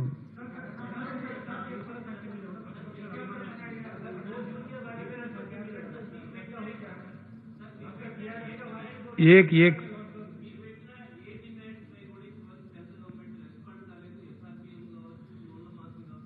కేంద్ర ప్రభుత్వం, మేము దేనికి సిగ్గుపడమట్ల భయపడము, స్పష్టంగా మాట్లాడతాం, కుండా బద్దలు కొడతాం. మేము నో రిజర్వేషన్స్. ఇప్పుడు ఈరోజు కూడా చాలా పత్రికలు, మన తెలుగు పత్రికలు కూడా ఎడిటోరియల్స్ కూడా రాసినాయి. కేంద్రం తప్పకుండా తప్పుడు విధానాలు అవలంబిస్తున్నది. ఎస్, దేశం యొక్క ఆర్థిక పరిస్థితి కరోనా కంటే ముందు చాలా ఘోరంగా ఉంది. భేషజానికి పోయి వాళ్ళు ఒప్పుకోకపోయినా ఎకనామిక్ స్లోడౌన్ ఉంది. దాని మీద పులి మీద పుట్టలాగా ఈ కరోనా దెబ్బపడ్డది. ఆర్థిక పరిస్థితి చిన్న భిన్నమైపోయింది. ఫిగర్స్ మీరు కూడా తప్పులు రాసిన అప్పుడప్పుడు. యాక్చువల్ పిక్చర్ నేను మీకు చెప్తాను. మన తెలంగాణ రాష్ట్రానికి పర్ మంత్ అన్ని రకాలు కలిసి పర్ మంత్ రావాల్సినటువంటి ఆదాయం 15,000 కోట్లు. అందులో మన రాష్ట్ర స్వయం వచ్చే ఆదాయం, కేంద్రం కాకుండా మనకు వచ్చే ఆదాయం 11,000 కోట్లు. 10,800 చిల్లర ఉంటుంది. రౌండ్ ఫిగర్ చెప్తున్నా నేను, 11,000 crores. ఈరోజు మనకు వచ్చింది 1,600 కోట్లు. 11,000 కాడ 1,600 వచ్చింది. జీతాలు అంటే నాకు 3,000 కోట్లు కావాలి నా రాష్ట్రానికి. ప్రభుత్వ ఉద్యోగస్తులకు, పెన్షనర్లకు, వాళ్ళకు ఉన్నపాడికి, వాళ్ళు ఎక్కువేం అడగరు పాపం, ఉన్నకాడికి జీతం ఇవ్వాలంటే 3,000 కోట్లు కావాలి. ఇప్పుడు నేను ఏం చేయాలా? ఇది పరిస్థితి. ఈ పరిస్థితిని నేను చాలా స్పష్టంగా వీడియో కాన్ఫరెన్స్లో ప్రైమ్ మినిస్టర్ గారికి చెప్పిన. ఎందుకంటే ప్రైమ్ మినిస్టర్ గారి దగ్గర కూడా డబ్బులు ఉన్నాయి. రాష్ట్రానికి ట్యాక్స్ వస్తుందంటే కేంద్రానికి కూడా రాదు. కాకపోతే ఈ దేశంలో ఆర్థిక నియంత్రణ, బ్రాడ్ ఫిస్కల్ పాలసీ కేంద్ర ప్రభుత్వం దగ్గర ఉన్నది. అధికారం వాళ్ళ దగ్గర ఉంది. మీ దగ్గర అధికారం ఉంది. మీరు అధికారం ట్రాన్స్ఫర్ అన్నా మాకు చేయండి, లేదంటే డబ్బులు ఇవ్వండి అని అడిగిన. డబ్బులు లేవు, మీరు ఇవ్వలేరు, మీ దగ్గర డబ్బు లేదు. కాబట్టి ప్రపంచవ్యాప్తంగా అవలంబించబడే విధానాలు ఏవైతున్నాయో ఆ విధానం ప్రకారంగా డబ్బులు ఇవ్వడానికి నేను ఒక మార్గం సూచించిన. వాళ్ళు దాని మీద శ్రద్ధ వహిస్తలేరు, వాళ్ళు చేస్తలేరు. బేసిజం ఉంటుందని చెప్పి నేను చెప్పిన హెలికాప్టర్ మనీ కాకపోతే ఏరోప్లేన్ మనీ అని చెప్పి అడిగింది. అంతే కదా, ఇస్తలేరు. ఇవ్వకపోగా చాలా కొంచెం ఇరకాట మనస్తత్వంతో ప్రవర్తిస్తూ ఉన్నారు. అది కరెక్ట్ కాదు. పేదలు, నిరుపేదలు పాపం పని లేదు, వలస కూలీలు కావాలి, టికెట్ ఛార్జ్ పెట్టిండ్రు, రైలు టికెట్ ఛార్జ్. అది అన్యాయం. తెలంగాణలో మేము కడుతున్నాం, నేనే కట్టిన, ఇయ్యాలనే కట్టిన 4 కోట్ల రూపాయలు. ఈ ట్రైన్ పంపడానికి అడ్వాన్స్ కట్టున్నారు, కట్టేసి 4 కోట్లు కట్టిన రిలీజ్ చేసి పొద్దునే కట్టిన వేళ ఇంత అన్యాయం ఉంటుందండి? రైల్వే ఛార్జీలు ఇచ్చేంత డబ్బు కేంద్రం దగ్గర లేదా? ఇంత అధ్వానమా? ఏం ఖర్చు అవుతుంది నాకు అర్థం కాదు. ఎంత అధ్వానం అంటే సిగ్గుపోతుంది. నేను ఆయనకు మాట్లాడిన, ఆయన పేరు మన సౌత్ సెంట్రల్ పీయూష్ గోయల్, సరే పొద్దున మాట్లాడాను. గజానన్ మాల్యాను ఆయన సౌత్ సెంట్రల్ రైల్వే జనరల్. ఎంతనా టికెట్ ఏం సంగతి అంటే రిజర్వేషన్ 30 రూపాయలు అట, 20 రూపాయలు రిజర్వేషన్. స్పెషల్ ట్రైన్ వేసినందుకు 30 రూపాయలు. నేను ఏం దిక్కుమాలని ఛార్జ్ అయ్యాను. నువ్వు కన్సిడెన్సీ ఏం మెడిసిన్ నాకు అర్థం కాదు. ఇదే తందు దొరికిన అదే వసూలు చేస్తాను, నాకు అర్థం కాదు. Reservation charge 20 rupees, special train అనేది 30 రూపాయలు. ఇది ఏం పద్ధతి? మొత్తం రైలు బందే ఉండే ఇప్పుడు దేశమంతా. చెప్పినా కూడా నేను హోమ్ మినిస్టర్ గారికి చెప్పిన స్వయంగా, ఏం పైన ఒక 1000 రైలు నడుపుకుంటే ఎందుకు చెడ్డ పేరు తీసుకున్నారని కూడా చెప్పిన. మరి వాళ్ళ ఆలోచన ఏందో ప్రజలకు మరి వాళ్ళు ఏం సమాధానం చెప్పుకుంటారు కానీ చూడాలి. మరి ఇది మంచి పద్ధతి కాదు. ఎందుకంటే బెల్లం కొట్టిన రౌతులు ఉంటుండ్రు. అన్ని రాష్ట్రాలు అడిగిన ఒక తెలంగాణ కాదు కదా, ఇది మొత్తం దేశం సమస్య. రేపు కంపల్సరీ ఏం మాట ఉలుకు లేదు, పలుకు లేదు, అరి లేదు, శివ లేదు. ఈ పద్ధతి అయితే కాదు. మేము కేంద్ర ప్రభుత్వం నుంచి ఆశించేది ఇది కాదు. ఏదో తమాషా మాటలు మాట్లాడతాం ఏదో అంటే అట్లా నడవదు కథ. చాలా పెద్ద మూల్యం వేయాల్సి వస్తుంది. దేశం చాలా ఘోరమైన దెబ్బతింటుంది. ఇప్పటికే కొన్ని నెలల పాటు ఇంకా ఒక తప్పదు. 100% ప్రపంచవ్యాప్తంగా ఆర్థిక నిపుణులు చెప్తున్నారు. ఇప్పుడు మనమే అనుకుందాం 15,000 అయితే కదా 1600 వచ్చింది, ఈ ఘాట ఊకుంటుంది. ఇది 4 నెలలు కొడుతుంది, 5 నెలలు కొడుతుంది. మనకు ఎట్లా మేకప్ చేసుకోవాలి? సో అట్లా ముందే దెబ్బ పడ్డదంటే కదలకుండా ఉలకకుండా మెలకకుండా ఉంటే నడుస్తుందా దేశం? దేశ బాధ్యతలు ఉన్న దేశ బాధ్యత ప్రకారం ప్రవర్తించాలా, చెప్పాలి. ఇంకోటి ఏంటంటే బాధాకరమైన విషయం ఏంటంటే, దయచేసి మీరు రాయాలి, చాలా బాధాకర విషయం ఇది. మా రాహుల్ రాయాలి నేషనల్ న్యూస్లో ఇది. Please, I request you. See, the point here is what I demanded the Honorable Prime Minister in the video conference. Please increase the FRBM. That loan will be borne by the states only. Center has to bear nothing. And another thing, మాకు అప్పులు ఉన్నవి అన్ని రాష్ట్రాలకు ఉంటాయి, కేంద్రానికి ఉంటాయి. అప్పులను ఇప్పుడు మనం చూస్తాం కదా, సపోజ్ ఒక ఏరియాలో బాగా కరువు పడ్డది, ఇమీడియట్ డిమాండ్ ఏముంటుంది? లోన్స్ అన్ని రీషెడ్యూల్ చేయండి, లోన్స్ అన్ని కట్టలేని పరిస్థితి కాబట్టి రీషెడ్యూల్ చేయండి అని చెప్తారు, రీషెడ్యూల్ చేస్తారు. అది న్యాచురల్గా జరిగే ప్రాసెస్. నేను అదే అడిగిన ప్రైమ్ మినిస్టర్ గారిని, రాష్ట్రాలు చెల్లించాల్సినటువంటి అప్పులు ఏవైతున్నాయో, whether they are FRBM loans or any other loans, దాని డిఫర్మెంట్ ఇవ్వండి. చిన్న పని కదా, ఎందుకు చేస్తలేదు కేంద్రం? I'm surprise really. కేంద్రం మీద వచ్చే బర్డెన్ ఏంది? What is this policy? We are not able to understand. Very sorry for the attitude of the government of India. I really feel sorry. మా నిరసన కూడా వ్యక్తం చేస్తాం, చూస్తాం, కొంత సమయం చూస్తాం. మరి వాళ్ళకి ఏమైనా పాలసీ ఉందా, మంచిగా చెడ్డా వెయిట్ చేస్తున్నాం. అటువంటి సందర్భం వచ్చినా డెఫినెట్గా చాలా తీవ్రంగా ప్రతిస్పందిస్తాం. జరగాలి కదా మరి. కడుపుకు లేనివాడు ఏం చేస్తాడు? జరగకుండా ఉంటే ఏం చేస్తాడు? మీరు ఇవ్వండి, లేదా మాకు అధికారాలు ఇవ్వండి, మేము తెచ్చుకుంటాం, మేము మాట్లాడుకుంటాం. మేము అధికారం వదిలిపెట్టాం, మా దగ్గర పెట్టుకుంటాం అంటే కరెక్ట్ కాదు. ఈరోజు ఇంకోటి కూడా మేము క్యాబినెట్లో డిస్కస్ చేసినాం.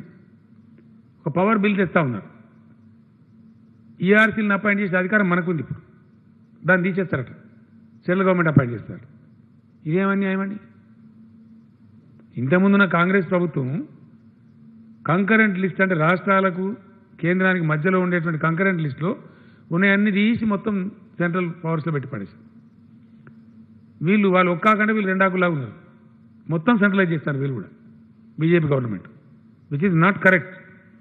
ఇది ఫెడరల్ స్ఫూర్తికి విఘాతం 100%. As states we will cry, whatever the government is there we will shout, it is our right. ఎందుకంటే ఈ పద్ధతి కాదు. ఎలక్ట్రిసిటీ బిల్ ఏదైతే కేంద్రం తెస్తా ఉందో మేము చాలా స్ట్రాంగ్గా అపోజ్ చేయబోతాం. రేపు పార్లమెంట్లో కూడా భూమి ఆకాశంతో ఒకటి చేస్తాం. అది పాస్ కానీ ఆ బిల్లు, అది డ్రాకోనియన్ బిల్, కంప్లీట్ ఫెడరల్ స్ఫూర్తికి విఘాతం, రాష్ట్రాల హక్కులను హరించేది. ఇంకా తమాషా ఎట్లుంటే తెలుసా? మీరు డైరెక్ట్ ఇప్పుడు సపోజ్ మన దగ్గర 24 hours పవర్ ఇస్తున్నారు రైతులకు, రేపు వాళ్ళు చెప్పినట్టు ఇవ్వాలి ఇక.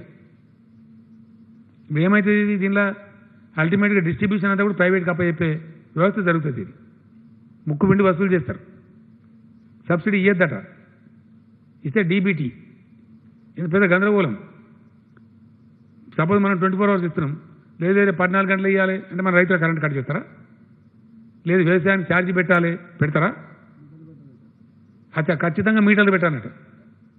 100% మీటర్స్ పెట్టాలి. ఇది దీని పాలసీ ప్రకారం మీటర్లు పెట్టి ముక్కు పిండి వసూలు చేయాలి. ప్లస్ ఇచ్చుకున్నట్టు సబ్సిడీ డైరెక్ట్ రైతుకి ఇచ్చుకో. ఇది ఇంత పెద్ద ఏమో ముఖ్యాన్ని ఇట్లా చూపించినట్టు. అవన్నీ కూడా ఎస్సీ ఎస్టీల సబ్సిడీ ఉంటుందా, తీసేస్తారా? ఏమవుతుంది? It's big question. కాబట్టి దాని ఎట్టి పరిస్థితులు ఒప్పుకోము. ఇది రాష్ట్రాల హక్కులను అధికారాలను హరించడమే. కేంద్రం ఇంకా మౌనం పాటించడం కూడా కరెక్ట్ కాదు. ఆర్థిక విషయంలో సెంట్రల్ గవర్నమెంట్ ముందు రావాలా. డెఫినెట్గా they should come forward and they should solve the problem. It's the problem of the country, it's not the problem of 1 state or 2 states. మొత్తం దేశ సమస్య. కాబట్టి ఇట్ షుడ్ కమ్ ఫార్వర్డ్. బెల్లం కొట్టిన రాయిలా ఉంటాము. మీరు ఏమన్నా నడుచుకొని మేము సపోర్ట్ చేయమంటే ఇది ఎక్కడ పద్ధతి కాదు అది. నేను మళ్ళీ నెక్స్ట్ చెప్దామని అనుకున్నా, కానీ ఇంకా నరేగా వ్యవసాయానికి అనుసంధానం ఏం పోయేది ఉందా నాకు అర్థం కాదు. మునిగిపోయేది ఉందా? దానిపై ప్రత్యేక విషయం ఏముంది?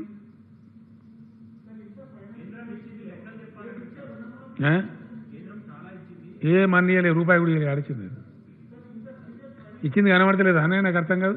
నిన్నగాక మొన్న మన రాష్ట్రం మన డెట్ సర్వీస్లో 2,500 కోట్లు ముక్కుపిండి వసూలు చేసిండ్రు. ఆర్బీఐ కట్ చేస్తుంది తెలుసా మీకు? నిన్నగాక మొన్న ఇంత కరువులో ఇంత కిల్లతలో ఉన్నాం. డిఫర్మెంట్ ఏమని అడిగితే ఇయ్యలేదు. 2,500,000 మా బాగా కట్ చేసిండ్రు ఆర్బీఐ. ఇదేం పద్ధతి నాకు అర్థం కాదు. బాగాలేదు. ఇంకా చూస్తాం 4 రోజులు ఎక్స్పెక్ట్ చేస్తాం, కొద్దిగా వెయిట్ చేస్తాం. ఒక లిమిట్ దాటిన తర్వాత తప్పకుండా దానికి తగిన కార్యాచరణ తీసుకుంటాం.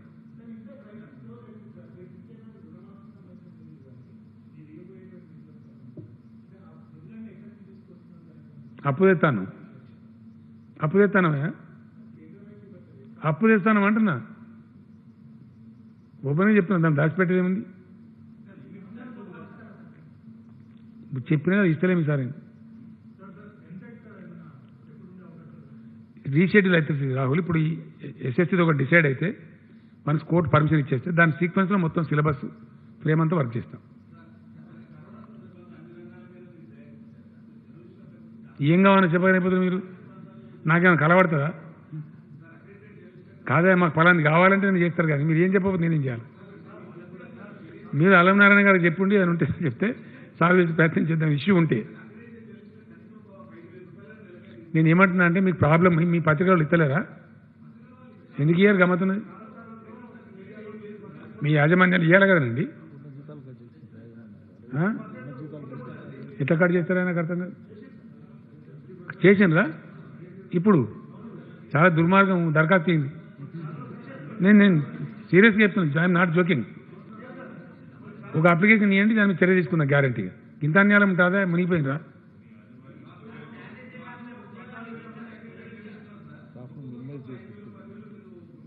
ఇంతమందిలో కాకుండా ఒక రిక్వెస్ట్, రేపు ఒకరు ఇద్దరు కలుసుకుందని నేను ఉంటున్నాను. రేపు నేను 1 or 2 persons రాని, మీరు సమస్యలు మీ ఐడియా ఉన్నోళ్ళు what best I can do certainly చేద్దాం, తప్పకుండా ప్రయత్నం చేద్దాం.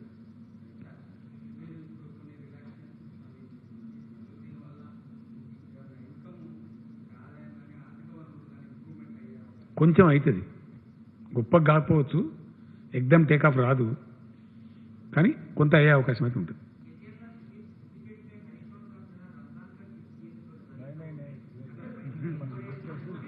नहीं दिए भाई, अरे उनको मोहब्बत है तो 2-4 लोगों को दिए होंगे. अब मेरे पास में फार्म में एक लड़का काम करता आजम बोल के, उसको मैं भी दे रहा हूँ. घर का मामला है. अब किसी का शौक है तो ऐसे देते, उसमें क्या है. ఇప్పుడు ఇస్తలేం బ్రదర్, నేను భయపడ కదా అట్లా అబద్ధాలు ఆడతాము, సచ్చినాడము. ఈసారి ఇచ్చే పరిస్థితి లేదు, ఇస్తలేము. చేతులు మారుతాయి, వాడు ముడతాడు వీడు ముడతాడు, ప్యాక్ చేయాలా, ఆ వైరస్ స్ప్రెడ్ అయ్యే ఆస్కారం ఉంటుంది, కాబట్టి ఇస్తలేము.